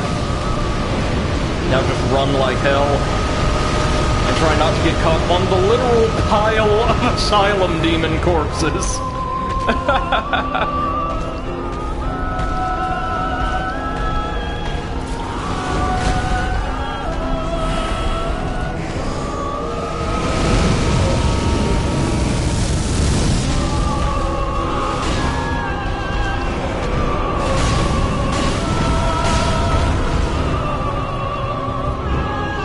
Uh-oh, he's getting ready for his final attack. Yep. But now that he's, like, exhausted himself with that combustion, notice he can barely fight. He can still kill us, of course. He's strong as hell, but he's totally gone. He used up the last of his spirit in that AoE. That's a really cool touch, I think. Like, he's the last of the great old demons, and kind of like Sif, once you get him down below a certain portion of their health, the fight becomes largely decorative, you know? He lets out that one last explosion, and then he has to, like, hobble along on his hammer. That's great. Wish he wasn't quite so spammy with those combustion attacks in the first phase, but it's a really cool fight nonetheless. But look, piles of the Asylum Demon just everywhere. Like they knew, right? They had to know.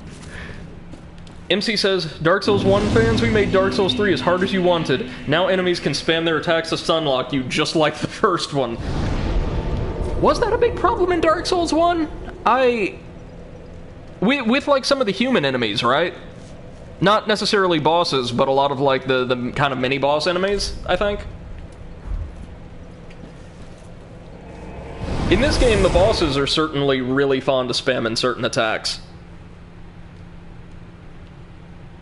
MC says wheel skeletons. Oh, yeah. Wheel skeletons and the Berenica Knight with the Great Sword did something similar. And of course, they loved this one. And I love this one, to be honest, but...